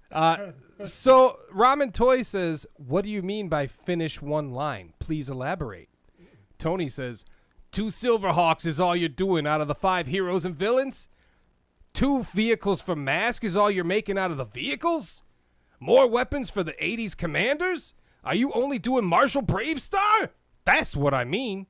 So basically, they're only doing select characters, not the entire line or of have characters. they just not gotten to them yet? Well, That's exactly what I'm thinking. keep on going. Is this the people that made the nice Silverhawk, the metal one? Yes. That's I $90? believe so, yes. Yep. Okay. Ramen Toy says, "No, we cannot and will not just stick to one line and complete it. Just think about it for a moment. We start with 80s commanders. So for 2023, 2024, 2025, and 2026, we will make only 80s commanders, and we may not even complete it. Some subjects, like the Apache Commander, failed. So do we start to work on Silverhawks in 2027? And based on 2 to 4 figures a year, we'll probably complete Silverhawks in 2029 or 2030. This guy's getting really defensive, but makes sense. But he's explaining it. I like that. Do we then move to Makina and try to complete that? I don't know what that is. Try to complete that by 2040 if we develop 1-2 vehicles a year. We will be 63 years old in 2040. And do we start to make the Marshal and then we can make V? Tony says, "Oh, well, I don't know what to say, but I'm sure it'll upset and lose a lot of customers. 85% of your customers think they're getting complete lines. I love your products, but I have to reconsider future purchases." Bye-bye. Where do you get the statistics of 85%? So in order to not lose customers, we will stop everything we're doing now and complete the Silverhawks or 80s Commander. Please let us know. Thanks. You can tell they're getting a little... Now he's getting passive-aggressive. I like it. Also, if we lose 85% of our customers based on us not completing a line, then we have to prepare to close out the business. Tony says, "No. Go the way of Megalopolis. I'm not saying stop everything. Just give us a heads up when you're done with a line. Is what it is." Hold on 1 minute. What you don't understand is I wasn't expecting anything but a bunch of likes and loves. I didn't think you was actually going to communicate with me. I didn't have a second, third, and fourth comment prepared. Well, your accent is all over the fucking place. We're just differentiating Tony from Ramen, okay? From day one, I've told you that I don't do accents. I've never done accents well. Says, if I'd have known we was only getting Monstar and Quicksilver, I'd have went with the Super 7 ones. Wait, have they said that they're only doing Monstar and Quicksilver? No, he's assuming because assuming. they haven't released more because they're jumping lines. Right. That makes perfect sense to me. Right. Work on 4 figures, 1 per line each year, Yeah. and draw everybody in, slow play them, give them a chance to purchase and buy. This, come on, guys. Ramen says, "Apologies. We feel bad that we caused the disruption to your Super 7 purchase. Perhaps you can sell off your Quicksilver and Monstar and get the Super 7. And when we release the Titanium Titans, please do not express displeasure when we come back around to try to complete the line. Again, based on our own picks of characters, we do not always complete anything. I hope this helps in your decision. And if it loses us 85% of our customers, then we really can't complete anything, as we'll be out of business with only 15% of customers." Which I don't really think that's how math works. But anyway. Well, it is. Tony now. I think his math is right. Yeah, maybe. 15. Yeah. Yeah, if they lose 85, they got 15% left. They're unsustainable at 15%. I graduated, folks. Isn't that sad? Tony says, "Wow! Way to get nasty. Thought we was having an adult. He really says thought we was. Thought we was having an adult conversation. Thank you, sir or ma'am, for your response, but I believe our conversation is over. Ramen says, thank you. Dave Carpenter comes in and says, Keep up the great work. I'm looking forward to the V-line, and I can't wait to get my Red Gull vehicle. Daniel Christian Perez says, Tony Rodriguez, they lost me when they started talking to their customers like this. Uh-oh. All of a sudden, there's a like this. I don't want you. I don't want your toys. Is he Ramen, insinuating that they're talking shitty to the yeah, that they're customer? getting shitty. I don't So think they're getting shitty. Ramen says, love it. Roger that. Always look back at the initial line of comment questions and see how we do our best to answer in a factual and logical manner. But however you feel is something we cannot control. Just like how we felt we are scammers, like how some felt we were scammers from the start. We couldn't influence that feeling. Thank you. Tony says, he tagged somebody to read the thread. He says, yeah, I don't know why he's so hostile. I'm sure you read the whole thing. Daniel comes in and says, yeah, it's not new, though. The dude's a D-bag. Doesn't sound like he wants you as a customer. So now they're starting to bag on old Ramen here. And Ramen says, this is where so-called adult discussion goes into smears. If we are perceived as a D-bag, so be it. I'm a douchebag. At no point in time did I ever say I do not want Tony Rodriguez as a customer. So Daniel Perez, that's your own opinion and conclusion. I could go on all day to rebuttal because I have the facts, but it is a bad look for the brand. I can do this all day. It starts to get funny. So we get a bye Felicia from David. Daniel comes back and at no point did I say that you said you don't want him as a customer. I said doesn't sound like he wants you as a customer. I was basing that on how you were talking to him, which I perceived to be as a D-bag.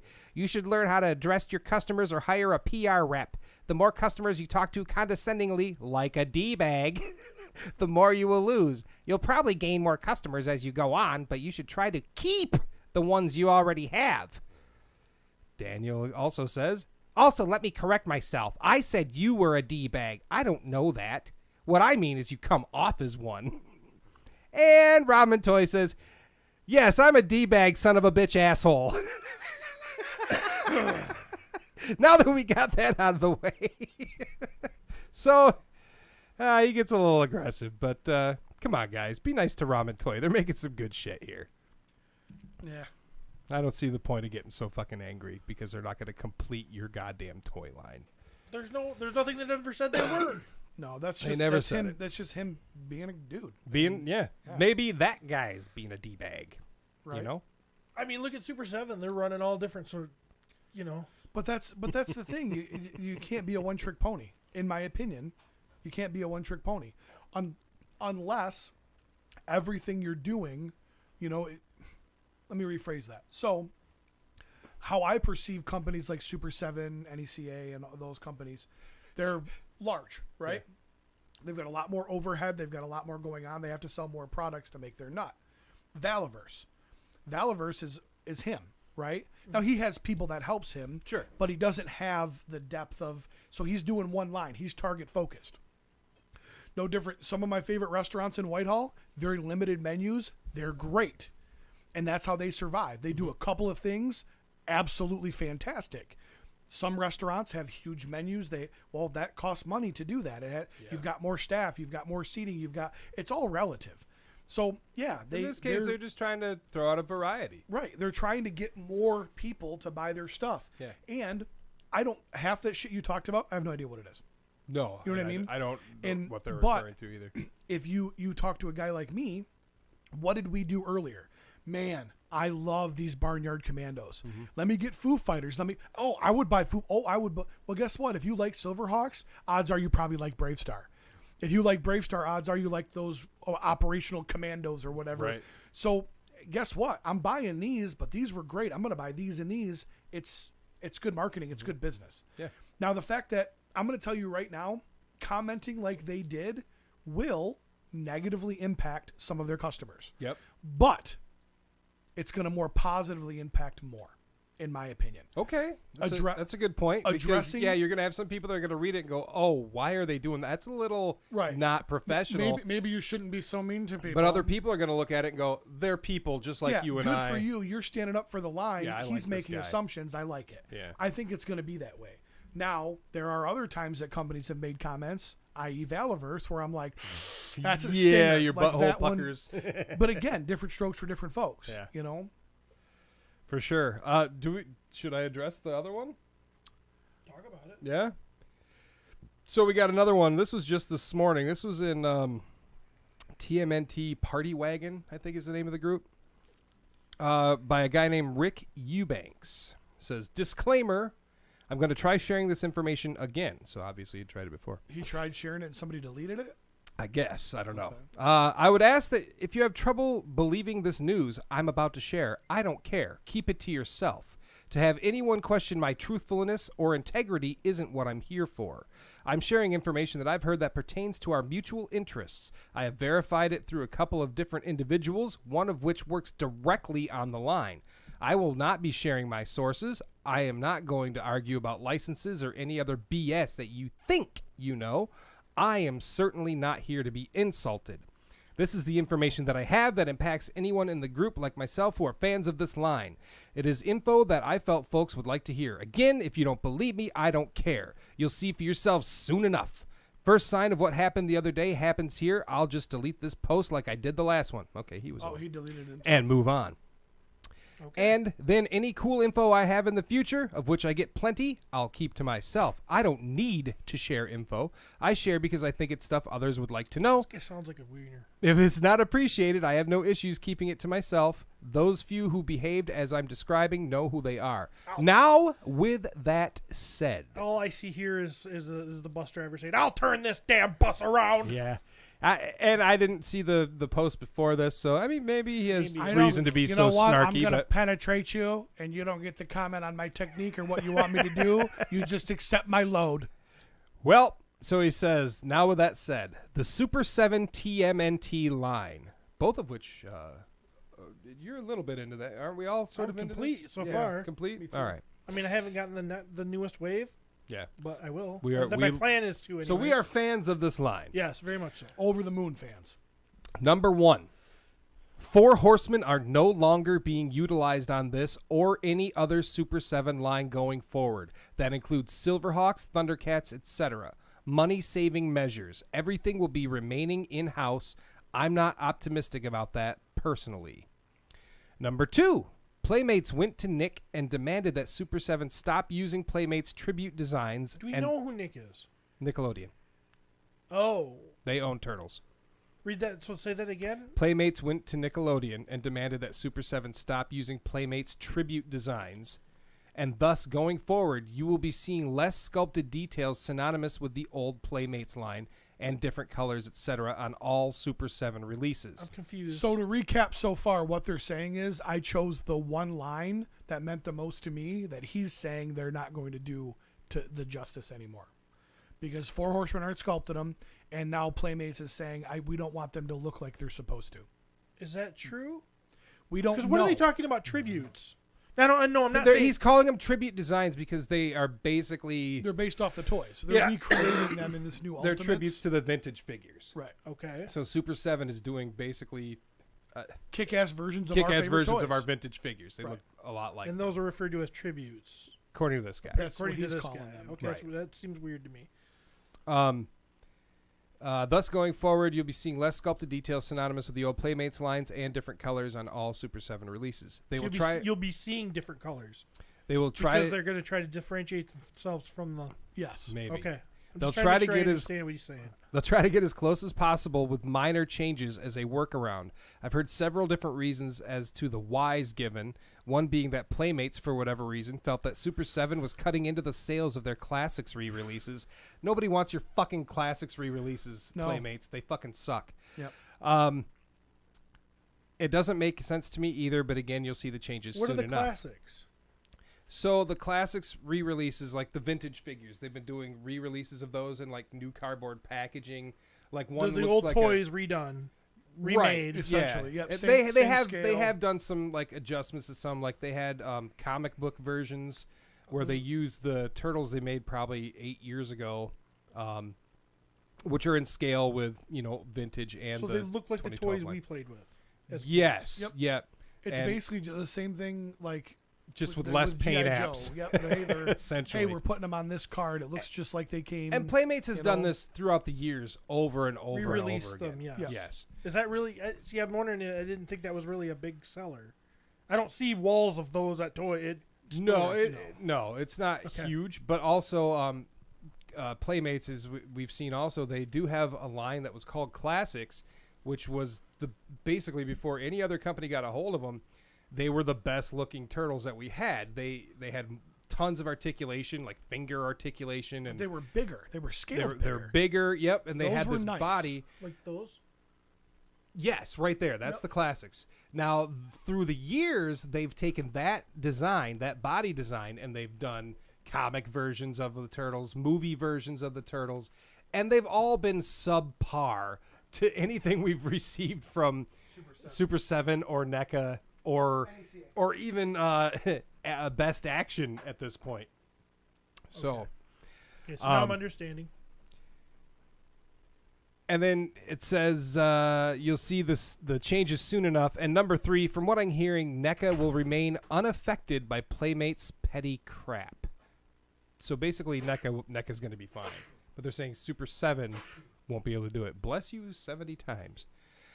And that's what he says he has so far.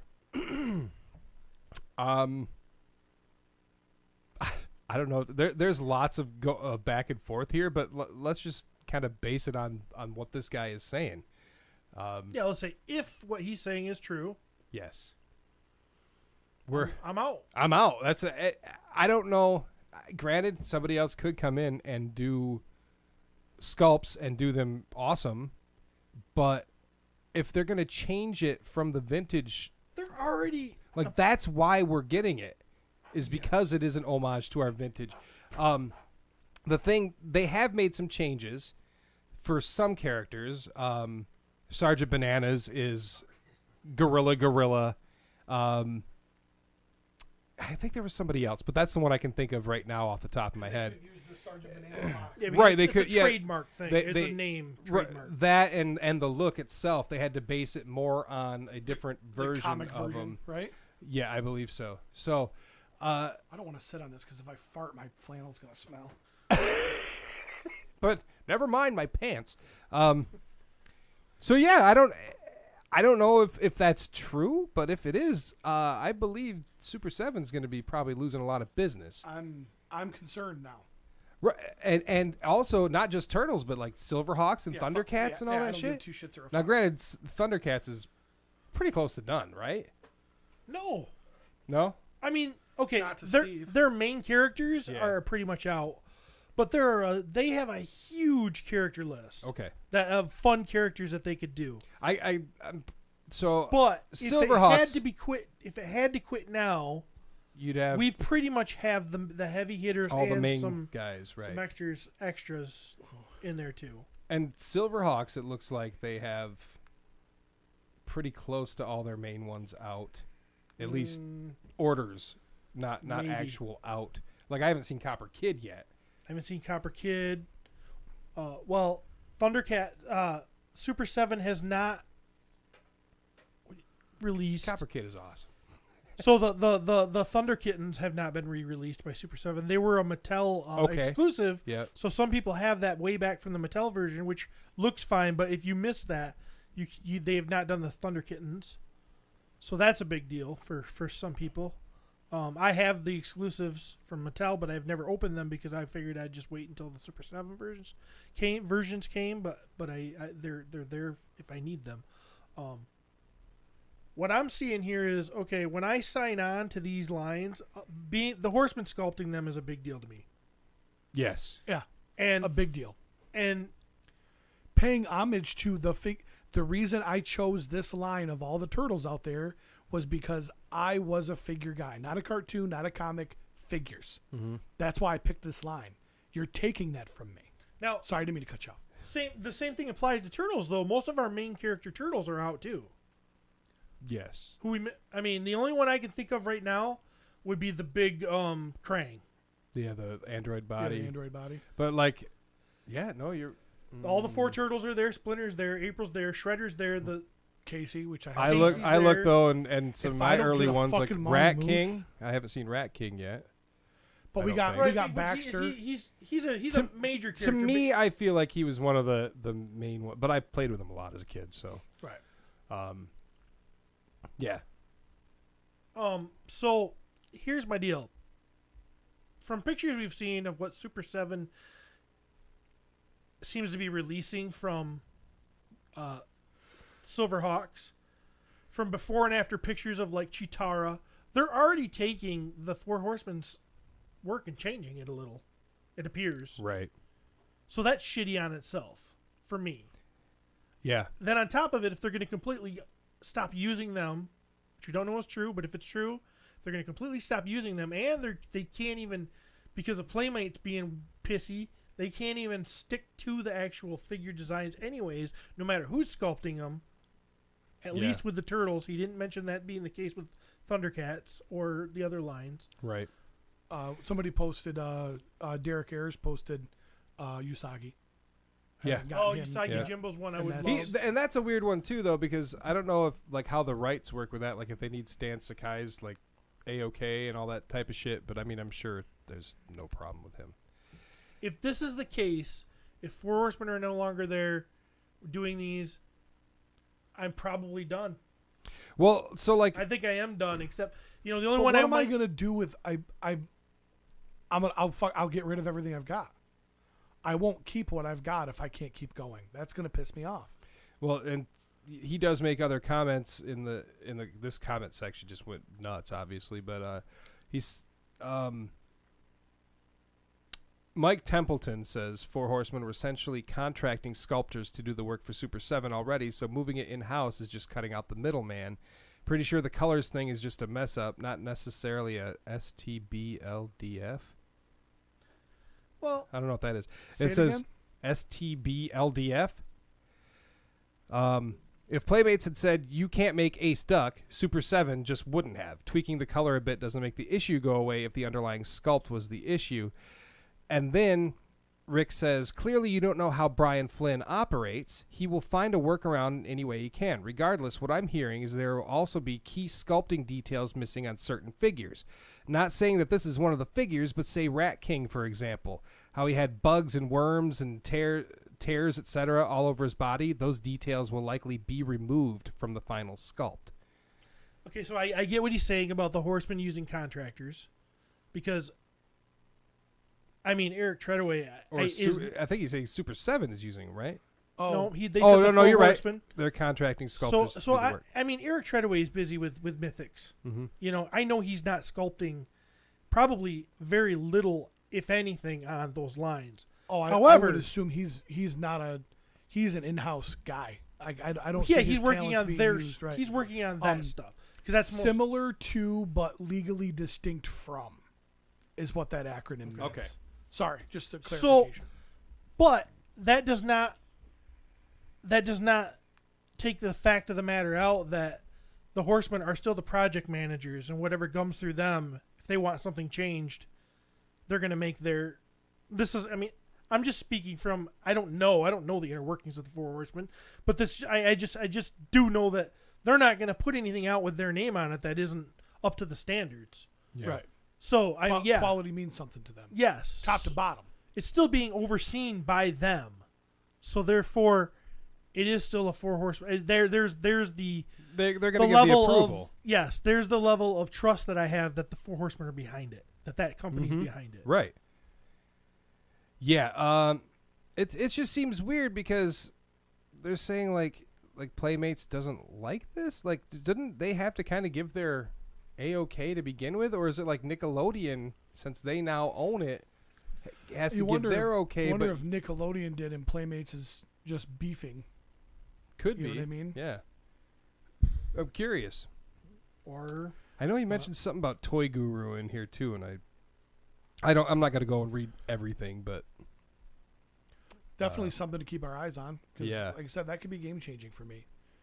And Oh I'm yeah, if really- they start changing up sculpts and changing Right, the well, and figures completely, We I have don't two. want them. We have 2 full waves to talk about, and thanks UBS guy. Yeah, I know. And like I'm excited because I'm actually getting toys. I'm not buying anything right now really, except for these. I've actually got somebody to contribute, and they're going to take that away from me, and I'm going to kill somebody. So John Conway says Playmates owns the master license to the toys and would have been the ones to grant said license to Super 7. I wouldn't have thought they'd have to go running to Nickelodeon. Playmates are the reason NECA TMNT were convention only for a long time, as they have level of control over the license. We don't know the ins and outs, but can assume the only reason Playmates eased up on the license was because they didn't have their own lines on store shelves and knew it would be a few years till they returned. It'll be interesting to see what happens when new Playmates TMNT release, which they are planning on doing apparently for that new movie that's coming out, the Seth Rogen one or whatever, Mutant Mayhem. It says it's going to be their biggest toy line yet, so we'll see how that works. But Tobias Palmer here says Viacom Nickelodeon owns the rights. Playmates might own the rights for the design. However, the connection to the TMNT would most likely still be owned by Nickelodeon. It gets tricky when several different companies own rights for a property. True. In which Rick, the original poster, says not how it works. Master toy license doesn't mean they have sole ownership of the brand for toys, i.e. decide who gets to make the toys. So, regardless of what's going on here, it sounds like some people have no fucking clue, but other people are very convinced that they do know. Well, they're helping me out because that's going to clear up a lot of space in my collection. I will not. For Mythic Legions. Yeah. If they're going to, the only one I might still stick with would be the G.I. Joe line, because that was never, I knew from the start that wasn't Four Horsemen design sculpts. So it's not like, I feel like there's something You're not losing something. I feel like something's being pulled out of the rug. Right. The rug's being pulled out here. Hey, by the Yeah. way, we did these great quality sculpts by these incredibly talented artists. Now we've got you 6 waves in, so 24 to 28 figures. And by the way, we're going to change it now. Fuck you, man. Yeah. Now, if it still looks good. Well, right. I mean, you know what I'm saying? If I get a Rat King that doesn't have fucking gross shit all over him, I don't want him. at the end of the day, if the NECA's giving me that. let's be honest, the Four Horsemen aren't the only sculpt game in town. No. They're great, Mm-hmm. right? And I'm not taking anything away from them. There are other people out there that can do. Now, if they went and got themselves somebody that can compare to the Horsemen and do it in-house, that's a great business decision. Yes. Okay? Good on them. But if you are going to sacrifice quality for profit, that's where I've got an issue. Well, the thing is, Or you're going to give me a figure that doesn't look like it. Super 7 has always given us, they've given us some great Thundercats. They've given us some great Turtles. But their price is huge. So I know costs are going up, and they need to save a few pennies on, or I don't know if I want to say pennies, save some money on the sculpting and do it in-house. I get that. I just feel like we're paying a huge amount for these figures. When you look at comparison, prices have gone up for the Four Horsemen too, and their prices have not ballooned. Right. I mean, we used to pay, when we used to pay $20, $22, $25 back in the Classics days. Yeah, just And I over don't 10 years expect ago. that. I don't expect that price to stay. No. But we more than doubled it Inside fart. in the last since I started back in the collecting game. Yeah. We've more than doubled it if you're buying Super 7. Yeah, It's true. It's like I don't know. And The price is outweighing if the quality's not there. That's it. The price is just killing it. It's Yeah. better. Yeah. Well, and they're going to have to know that. I would think, being that business, you would have to know going into this, okay, if we're going to change sculptors or whatever, we're going to have to keep up that quality, because if we don't, we're losing customers. And that's a terrible business decision. And you wonder too if, first and foremost, doing it in-house was probably always a goal of Super 7. Mm-hmm. They had to get to a certain probably size in order to bring that in-house. Yeah. They might freaking flip everything on its ear. They might get somebody in-house who's got the quality that they've got working 40 plus hours a week for them doing sculpting. That might actually make it where those figures, maybe they come down in price. They go from 55 to 49. That's optimistic. And- I'd like to think that. Right. But For like I my said, wallet, the but the odds of them lowering the price are slim to none. But Right. if they're getting the same quality or a comparable quality out of an in-house person that they're paying significantly less for, they may be able to pass the savings on to the customer, but still pocket more profit. yeah. Depending I think on what it'll they be more spend. like these figures were going to be 70, but now we can stay down. Now we're going to just increase them to 57. much more That's what reasonable. it's going to be more like. Right. Much more reasonable assumption on your part. Yeah. That's most likely. Or they can go, hey, you know what? We can just keep it. People are paying for them now. We'll just keep it at this price. But who knows what they would be able, and maybe that sparks even more. Maybe there's people out there that have a $50 cutoff. Yeah. I don't spend more than $50 on a figure. Period. Yeah. Who knows? So It's crazy to think, though. I just get scared. It's Yeah. it's something that I worrisome. love so much. But it's worrisome. yeah, we are four horsemen I'll cucks. admit Okay. that. You I know, will admit that. We're- If we're- there's a 4 horseman stamp on it, I feel comfortable. yeah. Well, that's all you guys buy nowadays. It is. It's the best. I mean, for me, my opinion. I was gonna say I'm still a whore. I like everything. I get a lot of different shit, and I don't know who sculpts half the shit I get, but I do know that they're doing the Super 7 and Most people don't have the proximity to the horsemen that we do. right. 4 Horsemen sculpt means a lot to us. That might not mean dick to anybody else.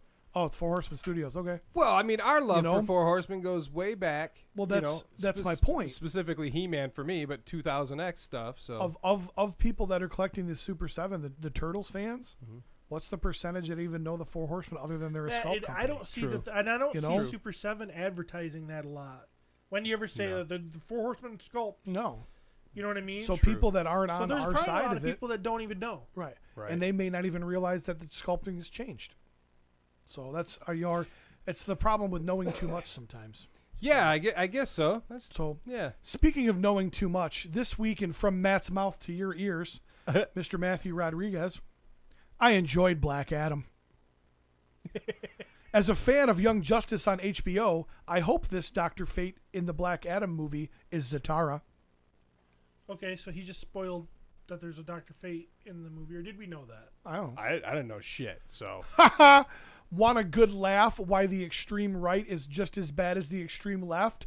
Look no further than White Women. Haha, so funny. What's he talking about? what is white women like? Actual Yeah, white women, or is like- this a show? Well, you guys ruined it because there's a YouTube link to a video, and I was just going to leave it at that comment to make him just sound like Oh, So you guys blew it. That Creed 3 trailer got me hyped, but I couldn't wait. Settled for the next best boxing movie, Teen Wolf 2. Let's go. What a poll If you want to sell your with house, Jason Bateman. What? Jason Bateman was in Teen Wolf 2? He was Teen Wolf in that movie. It was he's his cousin, Oh, I didn't know that. and they had Styles in it too, but it wasn't the same guy. internet trolls be like, no pointy ears, no hair, not black, 5% Rotten Tomatoes score. Not sure what he's talking about. I have no idea. If your sign says too extreme, too confusing, vote no. Don't you realize that if you think it's too extreme, then it's not too confusing? Trying to cover all the bases, huh? Grab the old people with too confusing and the scared ones with too extreme. He's What actually the kind of fuck's he talking actually about? kind of got a point there. There's a proposal, anti-proposal 3 signs that say Too extreme for too confusing. blah, blah, blah. Only in Michigan can someone read you the exact proposal and someone else will tell you that's not what they mean. Talk about sheep. Okay, he had to throw the sheep in there, but I don't disagree with that. Just officially paid to get the comics printed. Let's go. He goes a lot. He does goes, go. he just lets go. Let's A go. lot. I never lets go. No. I'm like, do we have to Like, go? is he inviting me with him? Yeah, right. I don't know what he's I talking about. want to join your team here, but I don't know what I'm going for. And I don't even know what proposal he's talking about, but it is definitely possible to have something that's too extreme and too confusing. There could be parts of it that are too extreme, and then you look down here and be like, I'm confused by this part, but that part's too extreme. It can be both. Yeah, exactly. God, you have to yell. I don't know who started the rumor makes of me Austin Butler as Gambit, but I'm here for it. Who's Austin Butler? I don't know. The Mask of Zorro holds up. Love me some Zorro.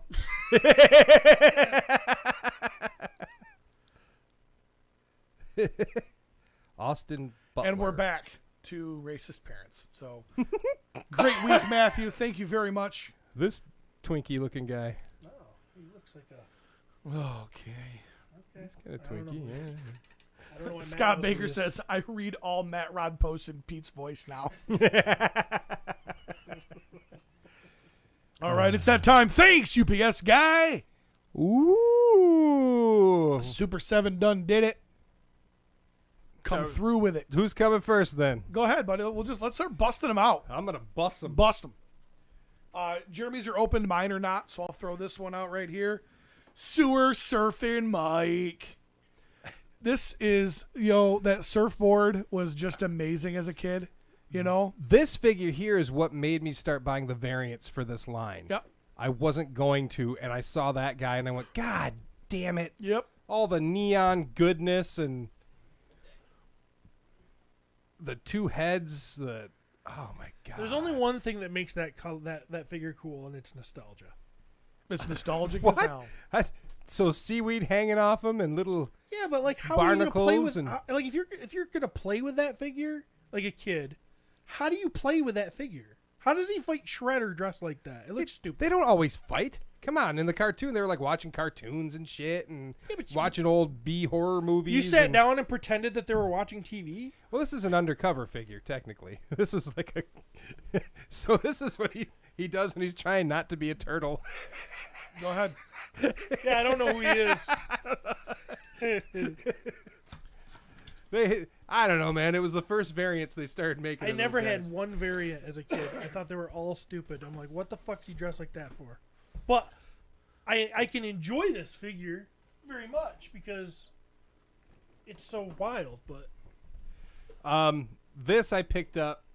This one I haven't opened yet, but it's the glow-in-the-dark Muckman that they put up recently. And sucker. You know is what? so- I didn't get that. so I got the beautiful. glow in the dark. You got the NECA one. No. I got the mutagen Mutagen man. Man. glow Oh, in this the dark. just Yeah, dropped. you just when you said that, I did not actually get that one. I got to get on Big Bad Toy Store. and Muckman is one of my absolute favorites. Yeah, I he's now have- Junkman Jeremy. Yeah, I now have him for the NECA line, the Super 7 line, and the glow-in-the-dark versions for each one. So, I don't know, it's kind of awesome. Let me see, who's Cody? There he is. Found him, sending picture. You guys can check this out on the screen if you are watching the YouTube. Very cool. We He should have was done that before the. yeah, right. Yeah. Glow-in-the-dark packaging. I mean, oh, it's I just think so beautiful. I have that too. I don't even know where it's at. I usually don't open them. The glow in the dark variants I don't open usually. I keep them because they look silly in their box. And I'm also going to, Cody, I'm going to send you the one picture I took last night of all these figures, which will help while I pull them out. Starting with...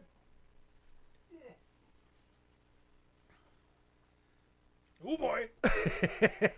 I guarantee we have... Wow, he is cool. It is so freaking cool. Look at how huge Leatherhead is here. See, he wasn't huge in the original toy line. No. He was actually quite small. He was Everything very short. was scaled the same. No pun intended. Absolutely wonderful. His mouth still opens and closes. He looks terrifying with his open mouth. He's got some new accessories and some old. What I love about this line is they're taking some of the stuff that was just like on his belt and they're actually like sculpting them, and you can take them off and put them on and stuff. He's got his bear trap, Which was just sculpted on him? No. This one, it actually... Was it the Yep. original toy had that Yep. as a separate piece? Yep. I remember. I had that figure and I don't remember that. He's got his shotgun, and then a new piece, which is a fishing pole, which we didn't have So before. freaking So He's good. a fish. He's on the bayou. Yeah. Now I'm pissed I wouldn't put this in the storage unit without opening it. Dude, and some of the extra accessories, it's like, I don't know, like they were never there, but like Right. I love the fact that they're adding them in there. So, Oh, holy shit. It's been brewing for a bit. Wow. For a bit. Hey, No, so not that I know this of, question might seem a little weird, but it's actually completely on topic for what we're talking about. Has anybody ever been exposed to a patient with HIV and had to take HIV prophylaxis? No, I don't. Not yet. I've never been. I don't usually deal with patients. So in notorious, You are very impatient. one of the side effects of HIV prophylaxis, the medicine that you take, when you're waiting to find out whether or not you've contracted HIV, turns your urine orange. And because of the weird ass fucking light in Travis's bathroom, every feel time like I I'm pee, I'm pissing like, blood. it looks like Ecto Cooler, or not Ecto, the orange. Yeah. What was the orange drink? Yeah. Oh, Next we have Ray fucking Fillet, man. Now I didn't bring his extra head, but he does have an extra head where his mouth is like kind of open. God, that's God. And what's cool is like even the packaging, like the vacuum sealed plastic that's like around him, it looks like netting. It's like it's pointless because you're never going to use it for anything, but it's just really cool. This is not the version I had as a kid because they had two different colors for the chest. So this is the yellow version. Has this nice little manta ray looking gun. Which was all flat orange. All of his all weapons all were his orange. accessories. Yep, flat orange. This is a new one. He's got an anchor with a nice ass rope to it. Yeah. That is very cool. And then his little dude, can't think of his name, Fish Sticks or something like that. I can't remember his name. Anyway, he was orange also. Yep, they were, and he was just monocolor, like Yep, notorious for no articulation or anything. And granted, his articulation is limited, but you can move but it's his articulated. head. You can move his head back and forth. Putting color into that guy is just absolutely freaking beautiful. Well, they did it with Joe Eyeball, and they, those little. And that's one of the reasons I want Monty Moose so bad. His little beaver sidekick. Oh You know? yeah. Was he a good guy? Who? Ray Fillet? Yes, in some cases. In the toy line, he was, yes. Did you? I didn't realize this till I was packing up all my turtles, getting them out of my room, and getting them to the storage unit. The good guys are in green cases, and the bad guys are in purple. Yes. Thought that was kind of neat. Yeah. I'm curious. What was Muckman in? What? Do you remember what? I don't. No? I don't. Because it would go back and forth. Sometimes on the back of the packaging, you'd be like, oh, that's a bad guy? Right. Like, what the fick? All right, I'm gonna bust out the Mouser 6-pack. Cody, you want to bring it up on the screen? It's a terrible picture, but at least people can see. I'm sorry, 5-pack. So some cool little accessories. There are some size in here, which I'm assuming are for like insertion. There's 2 that are battle damaged and the 3 are regular, but the size I'm assuming are to be able to stick into them, which is super fun and cool. So I sent them to you. Screwed. Didn't work. It says couldn't So send. are all these from the same wave or not? He's got the one wave and I've got the other. So the ones that he's showing off are from a different wave. Very, very cool. The Mousers. See, the Okay, old now it should be there, Cody. and the Travis's old Wi-Fi Mousers were, it was sucks. just like a one Mouser and you could like put a crank and then it would like walk. Yeah. And that was it. These are, I like the multiple ones here. Do you want me to just take a picture of this? I Oh, did. Okay. It just Gotcha. for some reason it didn't send because Travis's Wi-Fi can be shiesty. Also, So is he in disguise? Sewer Samurai Leo. Yes, he would fall into the same group as Sewer Surf and Mike here. This dude, they added so much shit. I didn't bring all of it.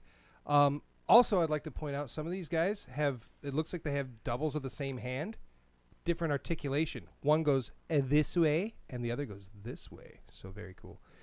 That kind of fell off his little flag thing here. Which I think the sticker worked better. Anyway, he comes with an extra head as well with like one of those face masks. But he's got like this claw, which is new. And he's got fucking 4 swords, which the old one had 1. Right. 4 swords. He's got this shield. He's got this claw. He actually came with 2 claws. He's got those like ninja daggers. He's got throwing stars. This was never one of my favorite figures as a kid, but they have made him amazing. The only thing I will say is kind of has that waist thing going, like Metalhead had. So, got to be careful on the waist there. I mean, it doesn't feel like he can't stand or anything like that. But he, there's definitely some looseness going on. So That's a good looking figure. yeah, he's like I said, comes with tons of stuff. Very cool. Ace Duck. One of my favorites. One of the favorites. Big beautiful wings in the back. A vest instead of the jacket, which is cool. So this is in addition to. Yeah, in Oh, addition okay. to. Yep. Two different heads. Of course, the one with the freaking cigar. You know. Or is the jacket maybe his other jacket doesn't have something on the back? Because it doesn't look like the sleeves come off. yeah, So it must just be the body. the vintage toy it said turtles on his back. Yep. So that's interesting. But all the little grenades that you can ever find with the vintage guy. Right? Yeah. You know, I wonder the how egg well grenades. how well his hat stays on. Yeah. Because the vintage one was notorious for losing Yep. that. But so yeah, super cool. Oh, Cody's already got it brought up on the screen.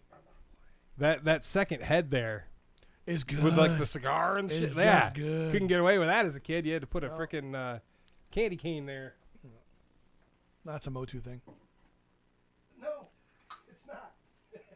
Cowboy, was it Cowboy Don or Leo or something? He had a candy cane in his mouth. Oh, I was talking about the He-Man sword that you guys fell in love with. Oh, I know what It was you're talking candy about. I know. cane. Krang. Krang. The little Walker Krang. I will say the legs are a bit wonky, but they are very articulate. The way you turn him and stuff, but he's very front heavy, so He looks loose. little loose, a little front heavy. So you got to get What broke when you took it out of the package? nothing on this. He comes with a little seat with like 3 legs, and I went to pull it out and immediately snapped off one of those legs. So what's cool about this dude is he's got like sideways articulation here, which is just different. And he, of course, has different hands and stuff. I put the fist on here because I think that's what the old one was, just a fist or something. 2 different versions of Krang come with this. So you have like this open mouth. I'm going to take a picture here so Cody can show it off. And that's one of the things. So you look at this figure versus the other ones we've shown. There's not as much here because he's smaller, right? Right. So they give you 2 actual figures. Right. Yoda. I think and that's these are cool. chunky, man. They're chunky. You could throw Chunky. this at somebody and it would dent stuff. And of course, this is the vintage version with like the weird looking mouth. But the jacket that Ace Duck is wearing has holes for the wings. The other one doesn't, in case you want to display him without his wings.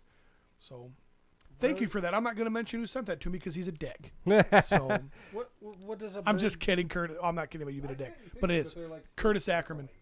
That's what mine did too. I had to send them individually. I tried to send 4 at a time. Who the hell wants a bird with no wings?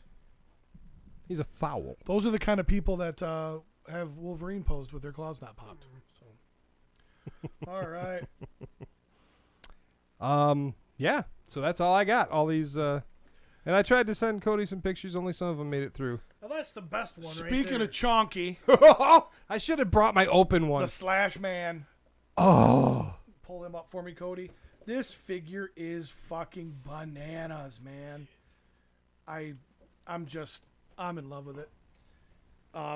That's Trev's favorite figure. He's not here today because we're not even his favorite friends. I'm close, but money is number 1. So, and then Heidi, and then me. So, wow. but yeah, it's awesome. Yep. I got it. Yeah. I This feel one like is they great. did for these figures. I feel like they did everything we ever wanted them to do with them.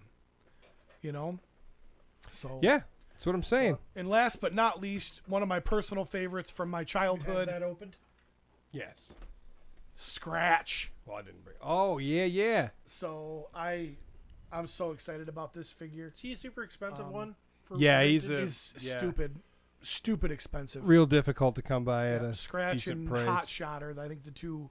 Scratch, Hot Shot, and then the basketball player Giraffe. I can never remember his name. Half court. Half court. But yeah, Scratch is one of the most expensive vintage figures. So I think Hotspot is a little bit more expensive. And of course, the most expensive one in the line is the one that is the Dalmatian Fire Dog, which tickles both my fancies. But Also that Shogun Shoei. yeah, the metallic Shogun Yeah. turtle. I have that. The Triceraton Shogun thing. I got that from Benny Talmadge. The actual character Shogun Shoei though, or Shoati. Yeah, or but whatever. he's like a dinosaur. Yes. Yeah. But they also did like a. Of course, you got the undercover turtles Right. with the, but yeah, they had the Shogun Triceraton or whatever it was. Yeah, too. no, I have the Shogun Shoati one. Wow. Just the detail in the freaking bag of coins there. Well, and look at his necklace. It's actually a necklace, yeah. rope, which With a file on it. yeah, And then he's got a giant file and like a gun and a piece of birthday cake and good stuff. fucking awesome. All right. Man. Pretty cool figures. Lots of good stuff here. Yep. What'd you get, Steve, man? Oh, Oh yeah, me. yeah, I totally forgot I had stuff. It's stuff none of you are going to care about, but I'm showing it anyway. I got a new addition to my little wrestling collection. I got Mr. T. I pity the fool. Wait, is he wearing a Hulkamania hat? Yeah, because he was in a tag team with Hulk in Oh, WrestleMania okay. 1. And this is that attire. I did not know. 2 years before I was born. 12 years before Cody was born. Yeah. So I had to have it when I saw it. I mean, a couple heads here that I didn't bring, but basically this is how I have them on my I shelf. love how he's only doing mythics in this turtle line and the Joes. Oh yeah, and wrestling. So so fun though. You gotta have them. It's Mr. T. Come on. And then I like Mr. T. 69 boys. no, I knew you were gonna go there, you sick bastard. He's giving him the tombstone. It's what? The tombstone pile driver. It looks like he's eating his ass. You can call it. Tombstone You pile can driver. call it whatever you want, but that's standing up 69. But they're struggling too- because his torso is too short. He's licking that guy's knees.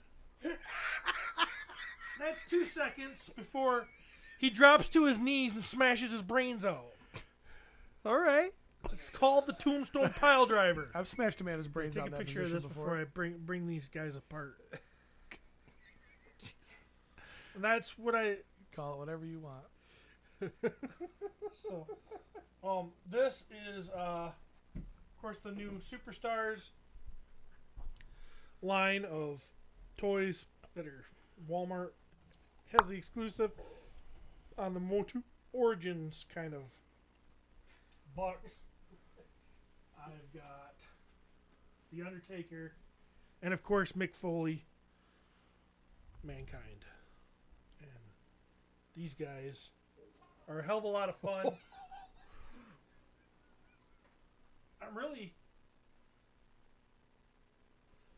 I'm really impressed that they made Undertaker taller than Mick.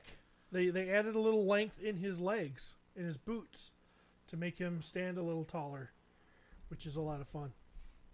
So Speaking of actually, a lot of fun, you guys smell that? Jesus. yeah, this whole room's starting to smell like butt. I don't smell. But I mean, these things are just so fun. It's all the fun of the Motu Origins with the new. it's the nostalgia aspect. Like, I love that you love these. I could give two shits about them, but the childlike wonder in your face when you see two grown men stand up 69 is amazing. So It's not stand up 69. It's the Tombstone Pile Driver. what makes it a tombstone versus a regular pile driver? Just because the Undertaker's doing it? Well, a regular pile driver is when you drop to your butt. You put a guy up and you put a. That's what wrecked Stone Cold Steve Austin's neck when Owen Hart almost ruined his career. But the tombstone, you hold a guy like this in front of you and you drop to your knees, and bang, smash his head right into the thing, or keep a few inches above the hair, and then like the wrestler's long hair will make it look like he smashed his head. So Stone Cold Steve Austin actually was injured during a pile driver? Oh yeah, he was paralyzed for a few seconds, No shit. almost ended his career. Oh, I had no idea. Yep. So There it is. He just played it. Oh, you missed it, Pete. Here's another one. Here's the Tombstone Pile Driver. Yep. Gosh, can the listeners see this? Aw. I thought he was showing me the one where Steve Austin got crippled. Look that one up. Where Steve Austin, Owen Hart pile Look at that driver. tongue. Yeah, he wanted to eat his ass. I wanted to lick the back of his kneecap. That kneecap looks tasty as fuck. Yeah, Stone Cold almost was. He was on the shelf, man. You'll see this how the roll. What? No, well, this might be it. It's got. Looks like Steve Austin's doing all right.